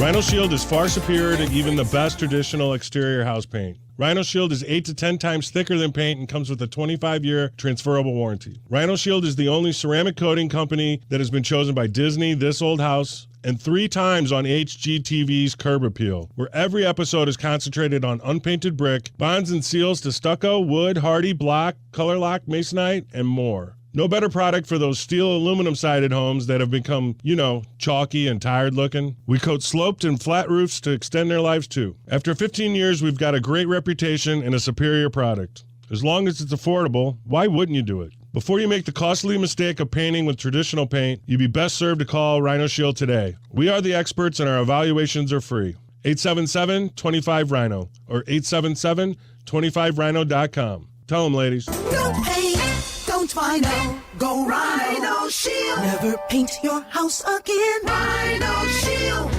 If you have a problem with the IRS, believe me, it's not going away on its own. The IRS never gives up. They have endless resources, so they control the game. Well, your tax problems can end. I'm attorney Lance Drury with the Drury Law Firm, a local tax resolution firm with an A-plus rating from the Better Business Bureau. I've handled thousands of IRS cases over the last 15 years. So when you hire me, you won't be speaking long distance or sending money to some TV pitchman that's riddled with consumer complaints. Your first visit is completely free and confidential, and I'll tell you on the spot exactly how much it will cost. So call me, Lance Drury, at 314-260-6120. That's 314-260-6120. Or go to Lance, DRURYlaw.com. If you have IRS issues, you need a local attorney, you need me, Lance Drury. The choice of a lawyer is an important decision and should not be based solely upon advertisements.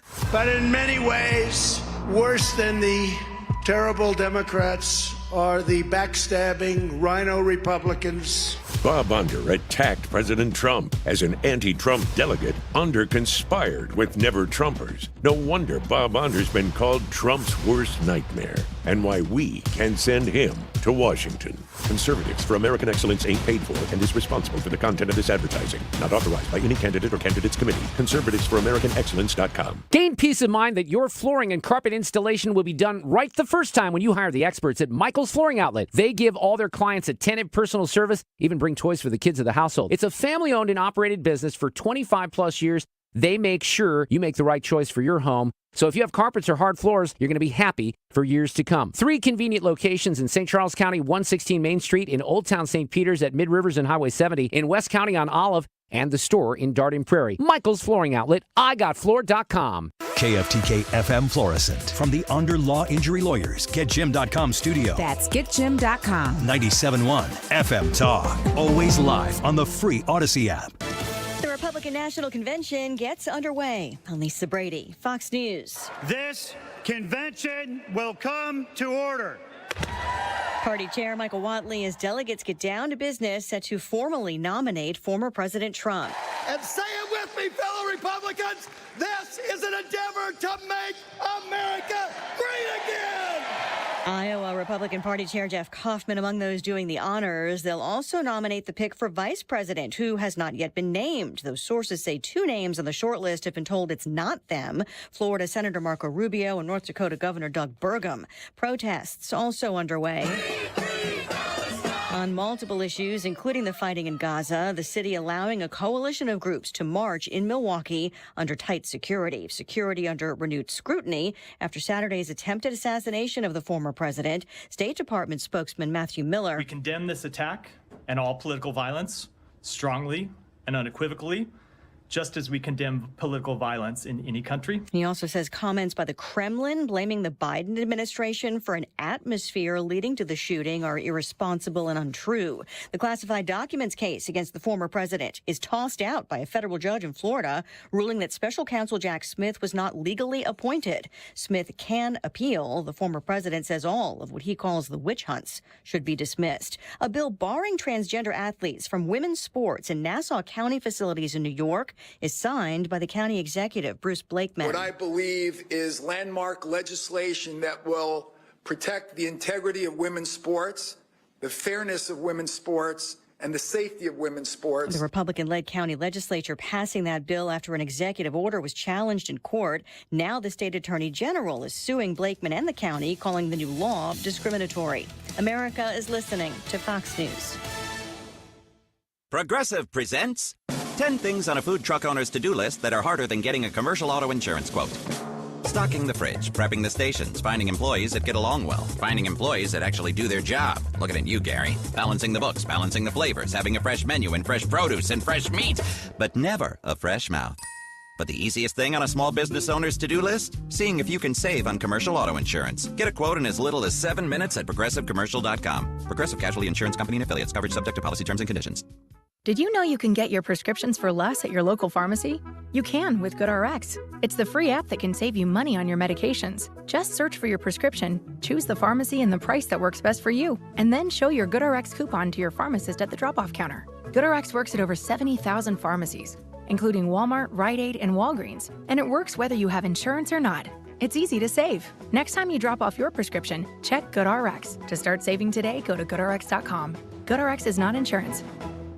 Air Comfort Service, heating, cooling, and insulation, weather. Chief Meteorologist Dave Murray. Hot and humid, 100 for the high, 107 the record from 1980. Clear skies, 90s this evening, 80 for the low. Tuesday, partly sunny, hot and humid, 96, and we'll watch for scattered thunderstorms developing mid to late day on Tuesday. Scattered storms Tuesday night, some could be strong. Wednesday, still some scattered storms, but partly sunny skies dominate Wednesday and 82. This is 97.1 FM Talk. Chief Meteorologist Dave Murray. Jen Teskey with RE/MAX Alliance has long been known for 15 plus years as the person who understands the Illinois market. She knows how to buy and sell. She knows how to list. She knows how to be honest with you. And she has trained the staff that she has around her to be just as good at it as she is. When you call her at 618-541-1010, 618-541-1010, Jen Teskey is going to partner you with the information you need, the team that you need to make sure that if you're listing your home, it's listed to sell and sell fast. She's going to be honest with you. The team is going to position your home in the best possible way to get top dollar in a timely manner. Jen Teskey Homes is easy to reach at 618-541-1010. You can call or text Jen Teskey at 618-541-1010. And you can learn all about her team, her staff, her listings, and her process by visiting them online. Just go to jenteskeyhomes.com. That's jenteskeyhomes.com. I get asked a lot where your thermostat setting should be at in this kind of heat. My answer is wherever you want to set it for your comfort level. It's your comfort, it's your house, it's your money, so put it where you like it. And the other answer to that is wherever she says she wants it at. See, that's an easy one there. So I just wanted to clear that up. And any issues with your air conditioner, need me to come out, prices, need a new one, need one repaired, fixed, call me, Bart Inman. It's one easy number in Missouri and Illinois. The only number to call, 314-293-2600. The easiest of numbers, 314-293-2600. Or on the internet, it's Bart Inman.com. That is Bart with a B, Inman with an I.com.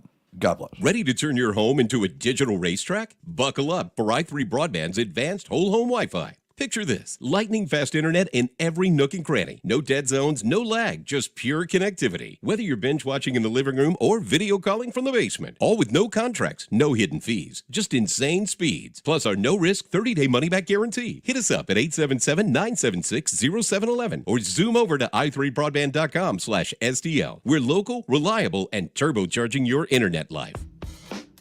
Don't let a cold, sinus infection, or allergies ruin your day. Breathe easier, sleep better, and feel healthier with Navage. Visit Navage.com, Walmart, Walgreens, CVS, or a store near you. Every evening this week, the Republican National Convention is here. From 8 to 10, we're bringing you the convention plus live coverage. The Republican National Convention, every evening this week on St. Louis's home for conservative talk. That is exactly what I needed to hear. Thank God someone here knows what they're talking about. That's us. That's right. Gotta love this American ride. All right, you need to take the time and get the full picture.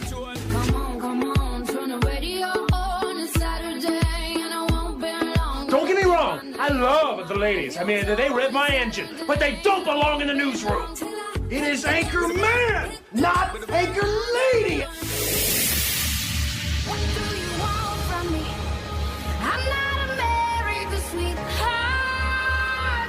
Goodness sake, kid. Keep your voice down. Your father's listening to the radio.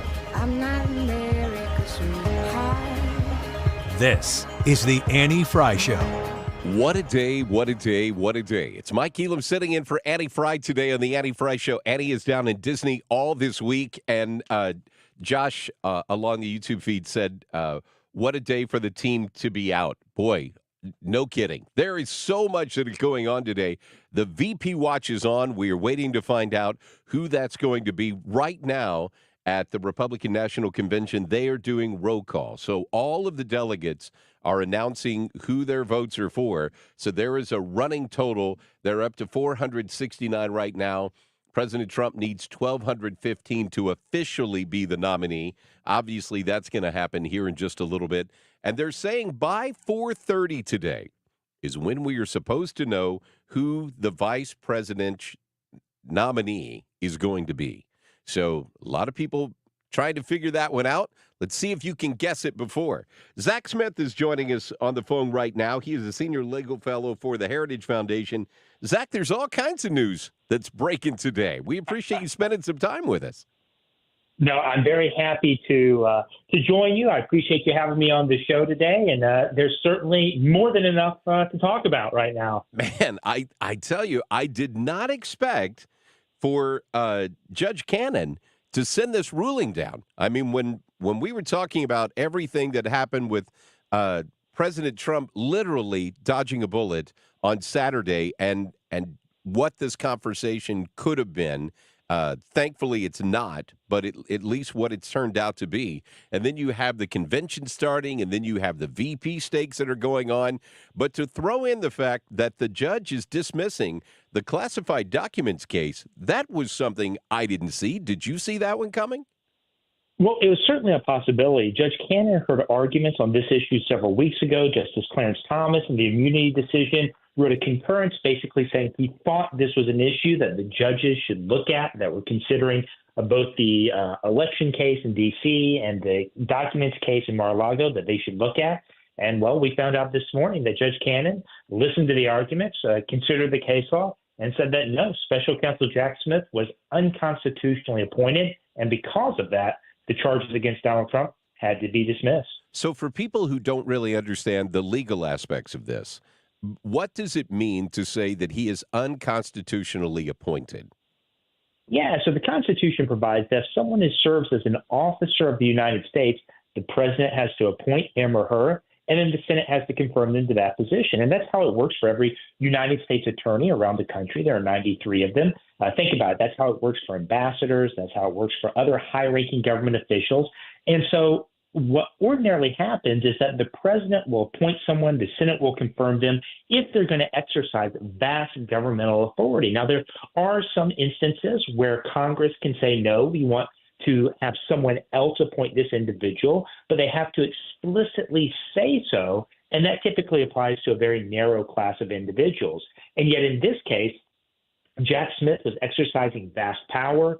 Congress hadn't explicitly said he could be appointed through this alternative mechanism. And so because of that, Judge Cannon essentially said that his appointment did not comply with the U.S. Constitution. So what steps can they take from this step going forward? I'm assuming they're not just going to roll over and let this go.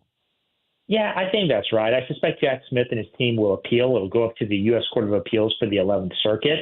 They could also just allow this indictment to be dismissed and re-indict Donald Trump via a properly appointed official, someone like a U.S. attorney, could certainly validly sign and authorize these indictments.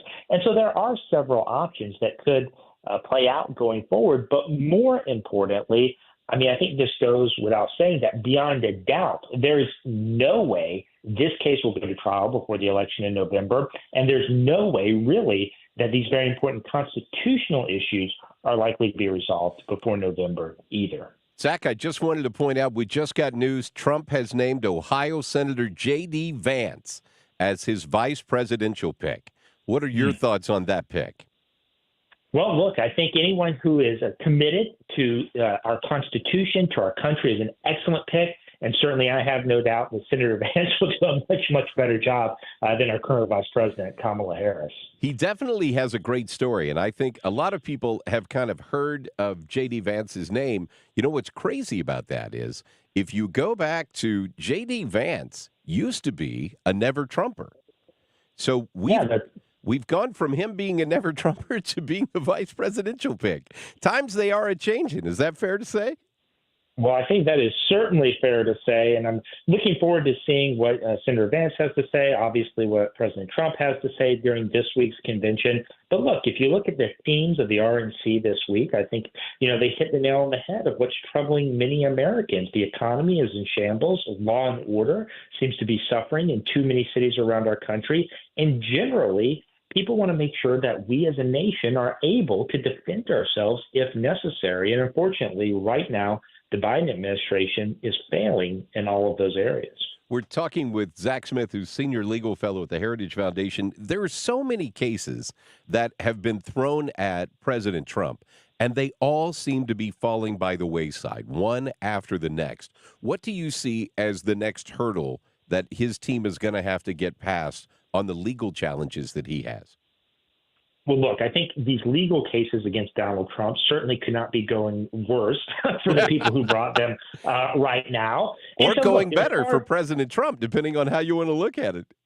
Yeah, that certainly seems to be right. It'll be interesting to watch and see what happens in the D.C. case of Judge Tanya Chutkan, the federal district court judge overseeing that case, certainly has not issued rulings favorable to Donald Trump and his legal team in the past.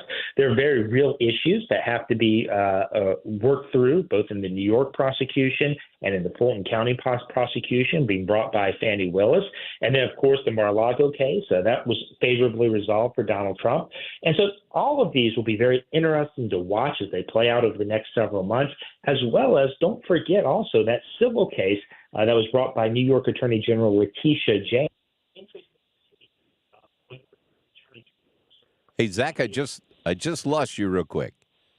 I can hear you in the background, but I kind of lost you. Are you still there? Zach, can you hear me? I think we lost track of him here for a second. I think we've got a phone issue that just happened. We're going to try to get him back. If you didn't hear that, they're going through the roll call right now to nominate President Trump officially as the Republican nominee. But J.D. Vance, Senator J.D. Vance of Ohio, has been named as Donald Trump's vice presidential pick. So it will be Trump and Vance who will be on the ticket as we move forward. I'm sure if you don't know a lot about Senator Vance, you are about to learn a whole lot. There were a lot of people that were trying to figure out Who do they think is going to be this? Some people thought maybe they would go to a Glenn Youngkin or somebody like that to bring it in, but obviously J.D. Vance is the guy. Zach, do we have you back on the phone? I'm back. Sorry about that. No, beautiful. We just lost you there for a second. So you were talking about the pending cases and where we thought those were going to end up. Yeah, that's exactly right. Look, I think all of these, as we were saying before I cut off, all of these certainly seem to be going relatively well for Donald Trump. It's doubtful any of these will be resolved before the election in November. And it'll certainly be interesting to watch and see what New York Attorney General Letitia James does with the civil lawsuit against Donald Trump. Don't forget, a very sizable judgment was entered against him in that case, entered against the Trump organization as well, even though essentially everyone admits they came out of that deal with what they expected to come out of it with. So it'll be interesting to see whether or not she tries to levy on any of his property or put other financial pressure on him before the lead up to the election in November. With the Supreme Court ruling that they had earlier, is that going to have any weighing on this New York case? Because I know they were talking about some of the other cases because of the evidence that was used, that they basically said, well, that was official duties, so therefore it can't be used against him. Is that going to be the case in the Letitia James case? It's hard to say. It's certainly an issue in the Alvin Bragg case there in New York City, even though that was a state prosecution that was pursued on very novel, very unique legal grounds. There are issues about some of the evidence that was presented there, whether or not it would fall within that immunity decision that the Supreme Court recently issued. And so I suspect Donald Trump and his legal team are looking at all of the angles right now. But I think it goes without saying, from top to bottom, all of these cases are very unique and really present a very troubling legal precedents in many cases. Well, it seems like things are falling in President Trump's direction. And some people would say there is some heavenly providence that has put his hand down on Donald Trump and said things are going to go your direction. The legal cases seem to be going that way. Obviously, Saturday, definitely somebody was watching out for him. So, Zach, we appreciate you taking some time and filling us in from a legal perspective. Obviously, we've got a lot going on at the National Convention this week. There's going to be a lot of news that's going to break, and we appreciate you jumping on and helping us sort it out. Of course. Thanks for having me on. Always a pleasure to talk with you. That is Zach Smith. He's a senior legal fellow of the Heritage Foundation. So many things are breaking today. They're still going through the count. America Samoa is up right now. They're at 993 of the 1,215 votes that Donald Trump is going to have to officially be the nominee. We just found out that J.D. Vance is officially the vice presidential nominee that is going to be on the ticket with President Trump. So it's going to get exciting. I mean, we are finding out just one more thing after the next. Their theme tonight is Make America Wealthy Again. And you're going to see a lot of people talk about the fact of how is America going to dig out from the hole that we're in right now. Like Steve Moore was talking about, we're running a $2 trillion deficit. That is just mind-boggling when you stop and think about it. I know we get to these words like billions and trillions, and it's tough to wrap your head around. But I remember Congressman Luke DeMeyer said, Washington, D.C. is the only place where you have to stop in the middle of a conversation and say, wait, are we talking about millions or billions?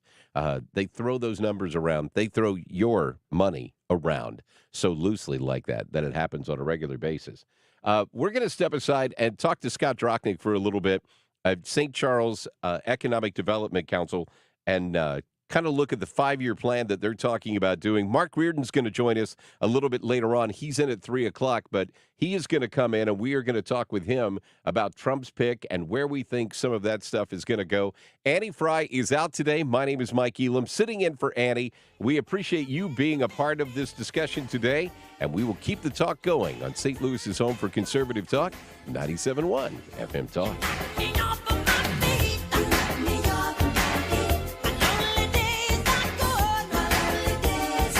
You're listening to The Annie Fry Show. Interact with Annie on Facebook. The Annie Fry Show.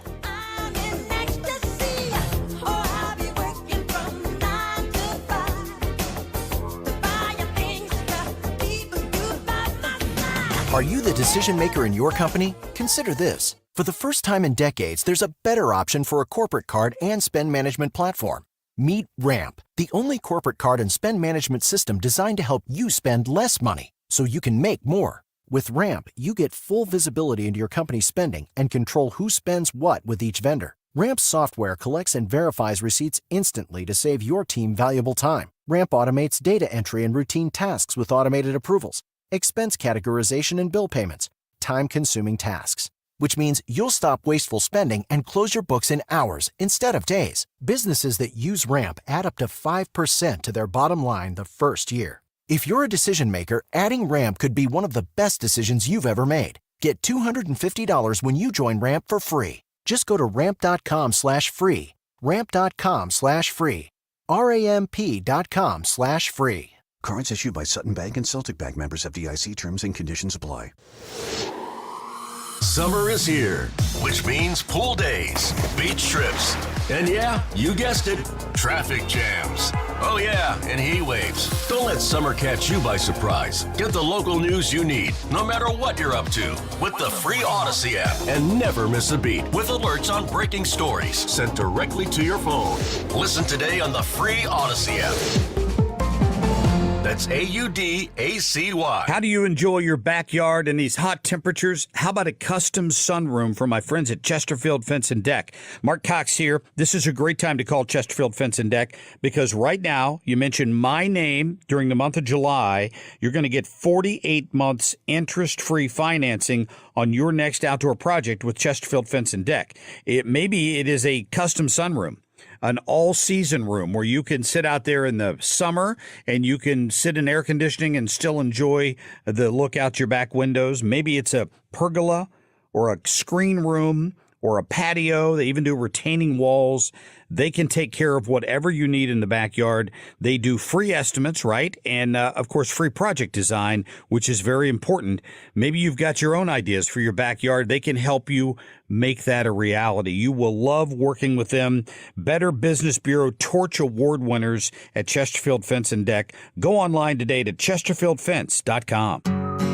When it comes to affordable term life insurance, everyone's whistling the Big Lou tune. If you're over 50, maybe a bit porky, or have type 2 diabetes, $1 million of term insurance may only cost about $200 a month. Even if you're not in perfect health, call Big Lou, because he specializes in finding big chunks of affordable term life insurance for just about everyone. Don't let diabetes or other health glitches keep you from owning $500,000 to $1 million or more of term life insurance. For affordable term life insurance, call Big Lou. Don't hesitate. Call 800-700-6898, 800-700-6898, or visit biglou.com. Call Big Lou, don't hesitate, 800-700-6898. Call Big Lou, don't hesitate, 800-700-6898. Visit biglou.com.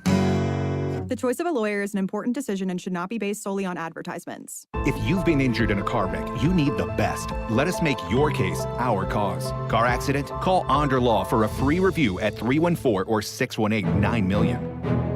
Hey, it's Mark Reardon. If you're nearing retirement or already retired, call my friends Thomas Helbig and Bob Kershaw with the Retirement Advisory Group. They'll show you how linking to the market is much safer than owning the market for your retirement savings. They're the official financial advisors of my show. Go to retirementkey.com. You're listening to the Annie Fry Show live from the Air Comfort Service Heating, Cooling, and Insulation Studio. Air Comfort Service is proud to support Greater St. Louis Honor Flight. Sign your veteran up for the Honor Flight today at gslhonorflight.org. And for heating services, visit aircomfortservice.com.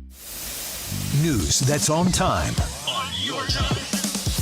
Download the Odyssey app and dip in whenever you want. And stay on top of what's happening. 97.1 FM Talk on the Odyssey app. Hey, Nate. How's life? I don't know. It's all right. I've been dealing with some things like every human being and really didn't sleep much last night. This is the Annie Fry Show.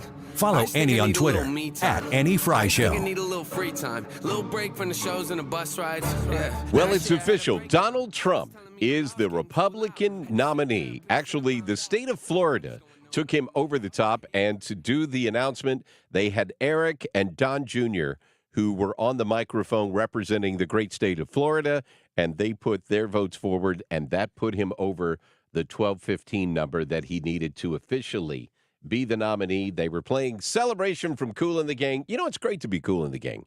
You put together a song in the 80s, and it just lives forever. Anytime there's a celebration, you get to have your song. These guys are going to live off that song for the rest of their life. It just keeps playing that way.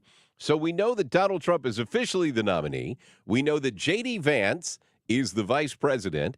And we know that Scott Drochnik is joining us from St. Charles. Scott, how are you, sir? Well, good, Mike, but bummed out that you weren't on the VP selection list. You know, I really thought I made the short list, but that was a different list, evidently. Well, there you go. Yeah. There you go. Hey, I appreciate you taking some time. I know there's so much stuff that's going on. Ladies and gentlemen, Scott is the executive director of the Economic Development Council of St. Charles County. I wanted to squeeze you in. I didn't know that we were going to have all of this news breaking today, but it turns out that everything seems to be happening today. It's a great day to be Donald Trump. Saturday, not so much. Today, it's a great day to be Donald Trump. There's a lot of stuff that's going on. It's always great to live in St. Charles County, though, and I appreciate what you and the folks at the EDC do. But I wanted to talk to you a little bit because you had put out an RFP that you're putting together a 5-year plan. And I wanted to talk to you a little bit more about, A, where did that come from? What was the genesis behind putting this plan together? And how is the process going so far? Well, again, Mike, thank you very much for having me on, and love to chat about this stuff because it's always a great day in St. Charles County, and proud to be an American.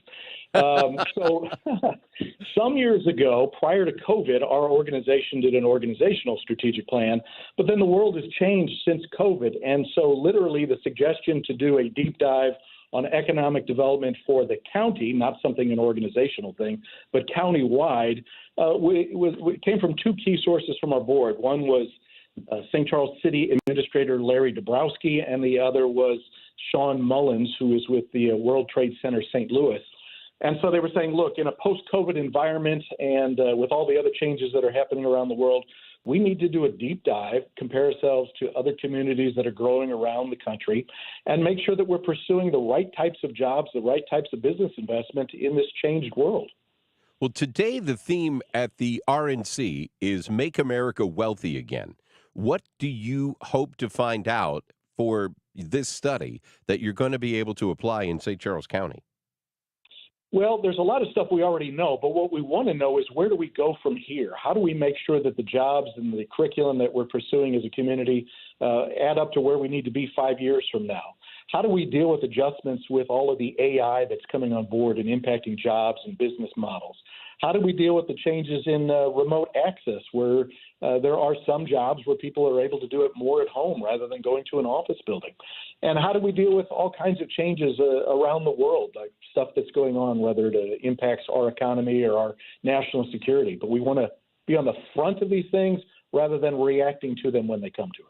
Well, I know you're very involved across the region, and you've seen what's going on with the St. Louis metropolitan area. And we've talked about for a while that St. Louis as a region is just not growing. We're stagnant at best. The city continues to lose population. St. Louis County is kind of neutral. St. Charles continues to grow, but at a slower rate. I mean, now we're seeing the real growth is happening in Lincoln County and Warren County. And I got a chance to MC the Lincoln Days for Lincoln County, and they were talking about the fact that they are now the fastest growing county in the state of Missouri. As you look at the metro region, what are people talking about in your circles? What are people talking about of what can we do to grow St. Louis as a region? Well, first off, I'm ready to arm wrestle any official from Lincoln County anytime they want to go toe-to-toe about population growth and who's fastest growing. But I think it's percentages. I think they're talking percentages, to be fair. Right. So they added 50 new residents. Well, we brought in 4,000 over the last year, but I get it. Percentages. Always play percentages. You can make them look however you want. But Lincoln County folks, they've got a good message up there. You know what Mark Twain said about statistics, so I'll just leave that there. So there you go. So tell me again, other than the joke about Lincoln County, what else can I tell you? So we were talking about St. Louis as a region. Sure. As you're talking to your peers around the region, What can we do to make St. Louis great again, to use the Donald Trump theme? Well, I mean, there are lots of organizations and elected officials that are trying to work together regionally. And as I've always said, we all agree on where we want to go. We want safe streets, safe schools, good jobs, nice parks, that sort of thing. But we disagree on the methods of getting there. I think what we can do is continue to shine the light because we continue to add the most jobs. We continue to add the most homes. We continue to have the safest communities and the most award-winning communities. And we need to keep saying, hey, look, this is how you can do it. We're happy to be a part of the regional discussions about the airport and public safety and all kinds of other things. But our model has been working for the last 40 years. If there's anything we can do to help you, let us know. But we think our model is the best way to go. We're talking with Scott Drochnik, who's the Economic Development Director for the EDC in St. Charles County. Boy, that just rolled off the tongue, didn't it? Sorry about that. Yeah, that's what happens when you've been talking for 2.5 hours. Things just kind of work out that way. I know you're involved with the Hawthorne Foundation, and this is a group that is out marketing Missouri to the rest of the country and the rest of the world. When you're talking to folks like that, what are the key selling points for our state that we're going to be able to build on moving forward? Well, business leaders like to see stability. They like to see business-friendly approaches. They like to see workforce and reasonable tax levels. And the current trade mission that I'll be doing with the governor and the Hawthorne Group next week is focused on aerospace. And so that is a huge part, not only of Metro St. Louis, but of St. Charles County with the number of great companies that are out here. So we want to continue to tout the successes, the growth, the companies that are making a difference here and creating products that are used around the world, like Boeing and Sire and Patriot Machine and Sonica and so many others. So we like touting what's going on here and showing folks things that they didn't realize or hadn't caught in their attention. The trade mission that you're going on with the governor, where are you going to? This is where I get in trouble. So the trade mission is actually to an annual air show that's over in the United Kingdom. And then we will be spending part of a day in Brussels. So we're going to try to see if we can get NATO to move its headquarters to O'Fallon, Missouri. Well, that would be fantastic. We would love to have that happen. I mean, we're talking about expanding Smart Field anyway, so why not make it an aerospace head there? There are an awful lot of companies, though, that you're seeding as feeder companies into the aerospace industry that are here in this region. Well, and that's why technical training has really taken off on so many fronts at high school level, at the community college level, because we see the jobs that are there. We need to make things in America and in Missouri and in Metro St. Louis, and we are making things in St. Charles County. When you're looking at the 5-year plan that you're putting together, what are you expecting to see? Obviously, you're going to have to wait and see if this bears out, but I assume there's some expectations that you think you're going to find. Well, I don't want to put the cart before the horse, but we've got, for instance, a number of virtual focus groups that are coming up with some very specific target audiences. And so I want to make sure that we hear from our stakeholders as well as others that maybe don't normally get a seat at the table. And then we're looking towards our consultant who's nationally known and has many accolades to give us some inside scoop from some of the other communities around the U.S. so that if there are some good best practices, we can implement them here. But St. Charles County today is different than it was 20 years ago. Different demographics, different companies. Some are still here, others are new. And I would believe in the next 5, 10, and 20 years, there'll be those continued growth and changes as well. And we want to help be in front of that rather than, again, react to it when it happens. Well, Scott, we talk a lot of politics on this radio station on a regular basis, but I wanted to step away from that for a little bit. Little did I know today was going to be the politic day, but I appreciate you taking some time because I think understanding where our jobs are coming from, where is our pathway forward, not just for the St. Louis region, but for the state of Missouri, and how are we going to make sure that our kids have jobs here and they don't have to go to Nashville or Austin or Kansas City or some other place. I think it's important that we keep those jobs here in the St. Louis area, and I appreciate what you're doing and having the foresight to put together this 5-year plan. So thanks for taking a little time with us to talk about that today. Well, Mike, I appreciate the opportunity, and this is not just some study that's going to sit on a shelf and gather dust. We are going to put it in practice and have measurable results and real outcome and goals that we're pursuing. Scott, we appreciate the time. Thank you, sir. Have a good rest of the day. That is Scott Drochnik from the EDC of St. Charles County. I'm contractually obligated to always have someone from St. Charles County on the radio show. I wrote that into my contract, and I am a non-apologetic cheerleader for St. Charles County. I think we're doing it right out there, and I'd like the opportunity to talk about it. So you're telling me you did it to yourself? Pretty much. Okay, gotcha. Just wanted to clarify. It's exactly what I'm saying. Man, we have so much that is going on today, and if you are a conservative Republican, today is just a gold-letter day, man. It is a great day to be a Republican. It is a great day to be American. Donald Trump has officially got the nomination through the roll call vote.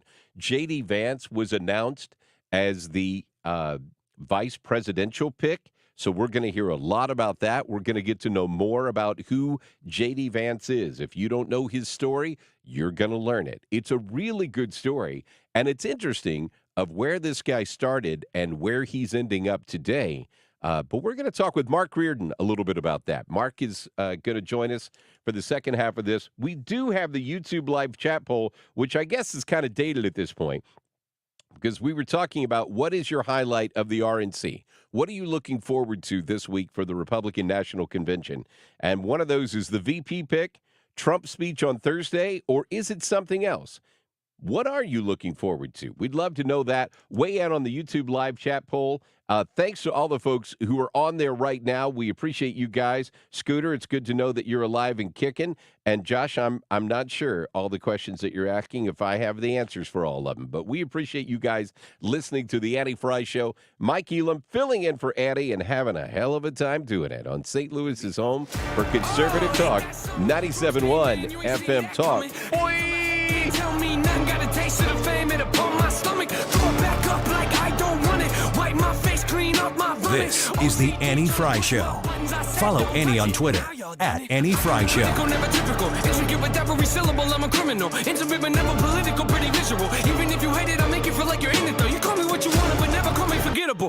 Visit CassandSons.com for your next car purchase. If you're in the market right now, or if you're dabbling, I know for me in my house, when you think, gosh, we might be looking to buy a car in another year, maybe two, you want to be able to save, you want to be able to prepare for it, or you get into the situation that we did last October, got into a little accident, totaled the car, needed to buy one right away. Both situations, I shop at Cassand's & Sons, Chrysler, Dodge, Jeep, and Ram, and it's online at CassandSons.com. They have great prices on their vehicles. First and foremost, you need to know that when you go in there, you're going to get a great price, a very fair price on the vehicle. But you get that with people who you can trust. That matters so much to me because it's a big investment. It's going to hopefully last you a great amount of time. You want to feel like you're being sold quality and that the investment you're making in the car is a fair one. You get that at Cassand's with each and every purchase. They back it up. They have people who are selling cars there who've been doing it for years and years and years and years. Why not be their next customer? 618-800-2712. 618-800-2712, CassandSons.com.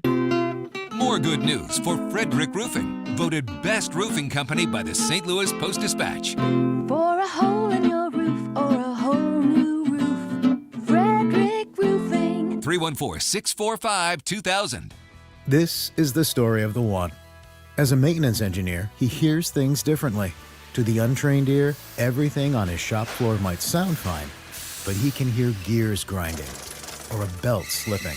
So he steps in to fix the problem at hand before it gets out of hand. And he knows Grainger's got the right product he needs to get the job done, which is music to his ears. Call, click Grainger.com, or just stop by. Grainger, for the ones who get it done. Oh no, stomach issues again? Stomach issues? Who are you? Your pancreas. I could be the real reason for your diarrhea, gas, bloating, stomach pain, or loose oily stools. I thought it was my stomach. People often do, but any of these symptoms could mean having a condition called exocrine pancreatic insufficiency, or EPI. With EPI, the pancreas doesn't release enough enzymes to break down food, but EPI is manageable. Use the symptom checker on identifyepi.com and speak with your doctor. That's identifyepi.com. Sponsored by AbbVie. I was having a lot of sinus infections. My sinuses were clogged, pressure, headaches. Linda suffered for years with chronic sinus infections. You don't feel like doing anything. When you feel like your head is completely clogged, all you want to do is just lay down and sleep. And the pressure, it's just not fun, always walking around with a headache. Now, her issues are gone. How? A minimally invasive procedure done in the office of St. Louis Sinus Centers called balloon sinuplasty. I really did not know what it was like to feel like you're really breathing and not being so clogged up. I would do it again in a heartbeat, and I would definitely recommend it for someone else. Do you suffer with chronic sinus infections, facial pain, pressure, congestion? Find out if balloon sinuplasty is the solution for you. Set an appointment today with St. Louis Sinus Centers. Call 314-332-2885. 314-332-2885. That's 314-332-2885. Biden's open border policies are crushing Missouri. Yet, the Jeff City Swamp is boosting a program subsidizing health care for illegals, the same program behind Planned Parenthood's discount abortion scheme. Thankfully, Iraq War veteran Andrew Bailey is on guard. Like Trump, he's a fighter. As your Attorney General, Andrew Bailey won't stop fighting illegal immigrants and Planned Parenthood. Call 314-340-6816 and thank Andrew Bailey. Stand For Us PAC is responsible for the content of this advertising, not authorized by any candidate or candidates committee. StandForUs.com. Final segment coming up here of the Annie Fry Show with Mike Elam guest hosting our YouTube live chat poll today. What are you most looking forward to at the RNC? It's a little bit dated now, but we can say what were you most looking forward to at the RNC with Trump's VP pick, his speech coming up here, or any other options. So be sure to go and vote. We're going to share the results of that here in just a couple of minutes. The time is 2:41. This time check is sponsored by Jerry Kelly Heating and Air Conditioning. It's time for a $98 AC tune-up. Take a seat right over there. Sat on the stairs, stay or leave.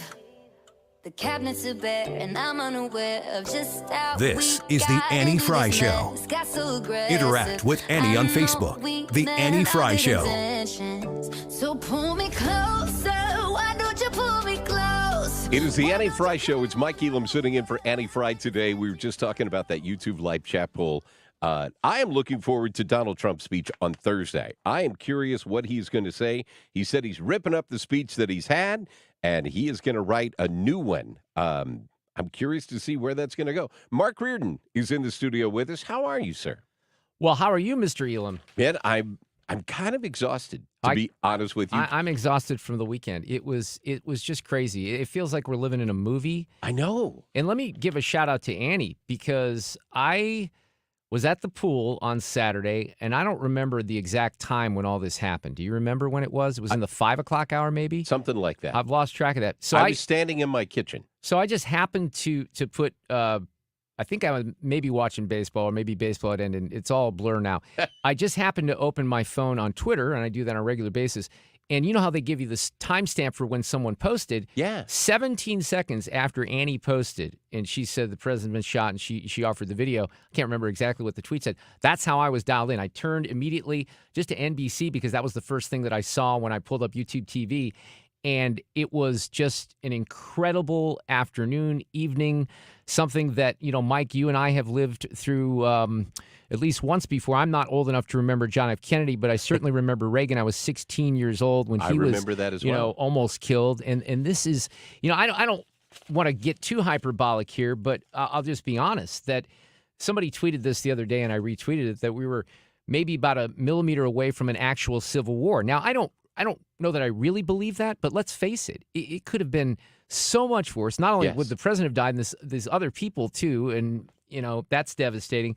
But I just can't even believe it that this is what's happening right now. We got the V pick, as you mentioned, so we're going to move forward with this campaign. I think a lot of us, Mike, felt like it was game over on Saturday, right? From the election standpoint. Yeah, and I really feel like on Thursday, I was talking with Steve Moore, our program director, or operations manager, whatever the hell Steve is. He's our boss. So I was talking to him earlier today, and I said, I really feel like this speech on Thursday could definitely be the final step of putting this election away. I really believe if he makes the speech that I think he's going to make, because Steve was talking about hearing from people who have been on the plane with him since Saturday, and people talking about his demeanor has changed. I mean, getting a bullet through your ear will get your attention. Well, it's going to be very interesting, and I think that speech, as you've indicated, will be quite a moment. But look, let's talk about J.D. Vance here a little bit. He wrote Hillbilly Elegy. He's been in the military. You haven't had that on a ticket nominee for a while. I don't think since John McCain. He went to Yale Law. My concern as a conservative is that we're going full bore populist. However, I agree with J.D. Vance on the topic of Ukraine, at least questioning the amount of support we're giving to a war that, in my estimation, is not winnable right now. So he's a bit of a controversial pick. He's a very Trumpy pick. I don't think there's any doubt about that. He didn't like Trump in 2016. He said pretty brutal things about Trump in 2016. Sounded like a never Trumper. But look, I didn't vote for Trump in 2016, right? We've had that conversation. Well, you know what? That's true because Mike and I have known each other for a long time. And there was a moment in 2016 where it got a little rough because I was not crazy about the behavior and some of the things that were happening. But, Elam, I think you're always right. I'll just give you that. Might as well say it. Can we mark the tape and play that for my wife? Because she will not believe that. Lamping was right on some of these things as well. And my whole thing back then is, look, I didn't like a lot of the behavior. I didn't like the nasty names and stuff. But I think you can make a pretty strong case for overcoming those obstacles based on where we are in this country right now. And, I hope it still becomes about the issues. I did a screen capture here of some things that Trump said over the weekend, and I like this one quite a bit because I think it kind of sums up maybe where we are in this country on some of the issues. We haven't talked about the issues in several days, but here's what he said. I think this was to Byron York. Okay. My friend Selena Zito, who is on all the time, was there 3 feet away from when this happened the other day. No way. She spoke with Trump before the shooting and was set to cover him, and it is an incredible story. We don't have her on the air today because she's getting swamped from everywhere, and I think she's also covering the story. But here's what he said, and this kind of goes to the issue of your preview of the speech. I'd love to achieve unity if you could achieve unity, if that's possible. There are so many good people on the other side, but there are also people who are very divided. Some people actually want open borders, and some people don't want open borders. The question is, can those two sides get together? I like this part. Can sides where you have people who want to see men play in women's sports, and you have a side that doesn't understand even the concept of allowing that to happen, get together? These are some of the things, and some of these things didn't even come up at a debate, or they haven't even been asked to, certainly to Joe Biden. But from a populist perspective, I think this country is interested in a lot of issues outside, certainly, of what typically is discussed in Washington. And J.D. Vance kind of gets you there because he's tough. There's a narrative there, a great story. He understands working class people. This is about Pennsylvania and Michigan and Wisconsin still. It is. While I think that it's probably something that's going to end up going to Trump here, it's still a long way from Election Day, and we have to be careful about that. I agree. And I think where you were in 2016, J.D. Vance was there. So was, his name just jumped out of my head, Senator from Carolina, Lindsey Graham. Oh, yeah. Lindsey Graham was the biggest never Trumper. Oh, my God, yeah. That the world has seen. They were supposed to golf yesterday. So find me somebody who is more in Donald Trump's camp today than Lindsey Graham. Lindsey Graham is the biggest Donald Trump apologist I think I've ever seen. That was not the case then. I think it speaks to the fact of when Trump came in, when he was the nominee in 2016, there were an awful lot of Republicans who said, I don't know that this guy's even a conservative.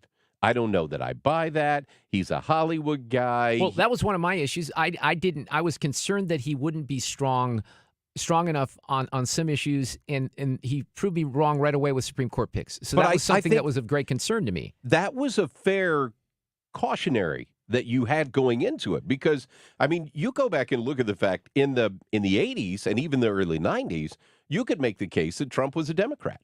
I mean, a lot of the things that he supported. He wasn't a conservative, right? We know that. He definitely wasn't a conservative back then, right? But he talked about all these issues.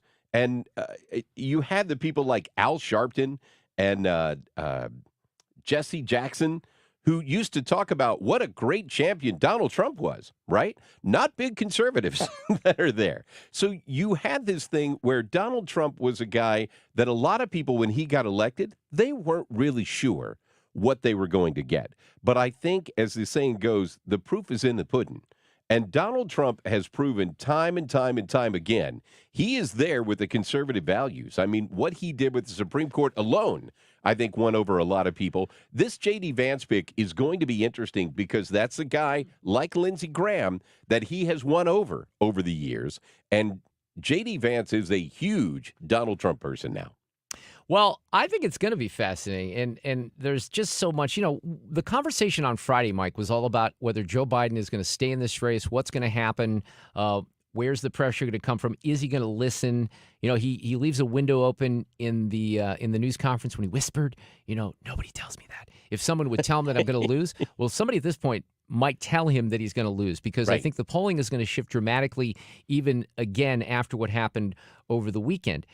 I don't see at this point the window for Joe Biden to get out because he doesn't indicate that he wants to get out, and they would still have to work very, very quickly. But it's fascinating because I see reporting out there that there are Democrats that have already written this off. They're more worried about their House races, the Senate races, they are the races for governor in some of these states, like Michigan in particular. So from a landscape perspective, this is all so fascinating for those of us who are political junkies. One of the things, and I'll probably mention this certainly during my show coming up here, I have my second home, Mike, is out in Las Vegas, and I go visit my friend Rick Niner, who grew up here in St. Louis. We had him on the show last week because it's been so hot in Vegas, and we were kind of getting some reporting.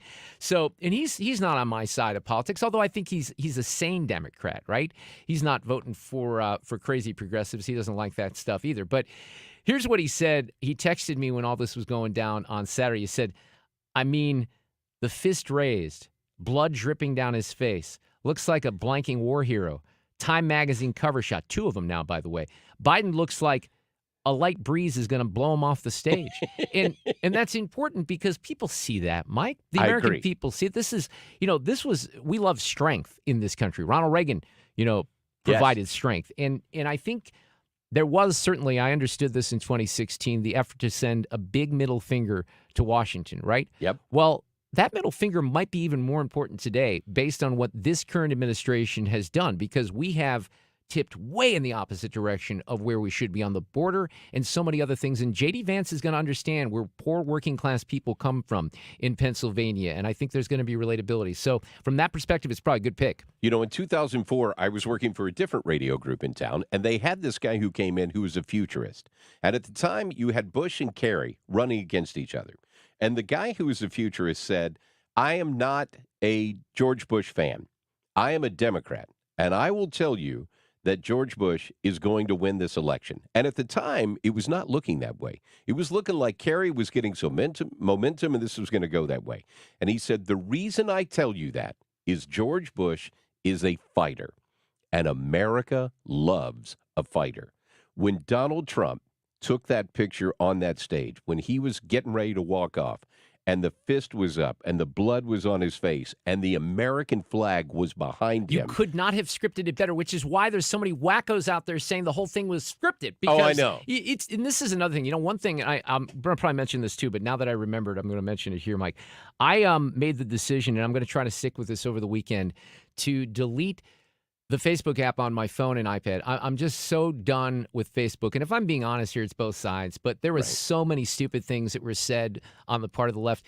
People cheering this on. Now, if Joe Biden was taken out by an assassin's rifle, I think most of us would be horrified that the president was taken out. We wouldn't be cheering the fact that Joe Biden, we don't like his politics. We don't like the fact that he is taking this country in the wrong direction. I don't think maybe some people despise Joe Biden. We don't certainly have respect for the way that he's handled the office, but good Lord. And these are people some of whom worked for members of Congress, for other members in politics across the country. It's horrifying. And they weren't ashamed at all. They put it out there. Oh, too bad he missed, right? That's the same. And by the way, let's be honest. The people who didn't say that, the people keeping quiet on the left, they wanted to say it. Well, I was talking about earlier today that I'm not really surprised that it happened. I'm surprised at this time, but I'm kind of surprised that it took 8 years for somebody to take a shot at him. I have never seen the vitriol that is going on in this country more than it is right now. So many people, and I was talking about this, I was on KMOX last Tuesday, and I was talking about the fact then of why are people so mad? You live in the greatest country in the world, the greatest country in the world. And if you live in the Midwest, you're even more blessed because you live around people who at least have normal values. Well, that's true. Yeah. You know, the Midwest is not crazy by and large. You know, there's exceptions. Well, but the cities are. But Well, yeah, true. the urban areas are. But right. The city may be a little different, but by and large, you have people who aren't crazy, right? People here are so mad. And it's like, man, something's going to happen that's going to tip the scale because we are at that point where something is definitely going to happen. I'm so glad when you that call he missed. someone a Nazi over and over again, Yeah. you say that they're a threat to democracy over and over again. I mean, where is our side saying some of those things? Now, I'm going to have some of the audio here from my friend Scott Jennings, who was doing amazing work the last couple of weeks on CNN. He's going to join me in the 4 o'clock hour this afternoon as well. He's trying to keep him straight on the CNN set, but they got pissed at him over the weekend in the aftermath of this because he told them the truth. God forbid you do that. That is Mark Reardon. He is coming up at 3 o'clock today. Wanted to give the YouTube live chat poll results that we've had, and thanks for everybody who voted today. By the way, this audience that Annie has, what a fantastic audience. They are so interactive on the YouTube live chat poll. So thanks very much for that. How did we end up today, Ethan? We ended up with 194 votes for the YouTube live chat poll, which asked, what are you most looking forward to at the RNC? The three options were Trump's vice president pick, Trump's speech, or another option. And winning the vote was Trump's vice president pick, 50%, 42% going to the speech, and 8% to other. There you go. Well, I appreciate everybody weighing in. By the way, happy birthday to Tom Ackerman. Our buddy Tom Ackerman's birthday is today. So happy birthday, Tommy. I know he's got the day off. I hope he has a wonderful day. Congratulations to my friend Sicardi Bruce, by the way, who is getting honored later on tonight by the mayor of Chesterfield. He is a St. Louis ambassador founder of that organization that's been around for almost 60 years. My name is Mike Elam. It has been my pleasure hanging out with you on an amazing day today. J.D. Vance is your VP nominee. President Trump's the official nominee. I will talk to you on Friday as I'm back here. It is the Annie Fry Show on St. Louis's home for conservative talk, 97.1 FM Talk. Grab the jams, kick up the soul, pour another glass of that rock and roll, turn up the band, find the hole, gonna lose control tonight. What do you want from me? I'm not America's sweetheart. Regroup at 314-993-9494. Tell them Annie sent you and start asking the questions. Set up a free consultation. You can sit down with them and talk about where you are in your retirement, and it doesn't cost you anything. So it's really hard for me to think of a better way to explain to you how valuable that initial phone call might be to the Retirement Advisory Group, because you get to sit down and have a personalized discussion about your place as you are right there, ready to retire. And what happens in that transitionary period. There are smart moves that you need to make, and you don't want to miss the opportunity to make all of those smart moves. Thomas Helbig,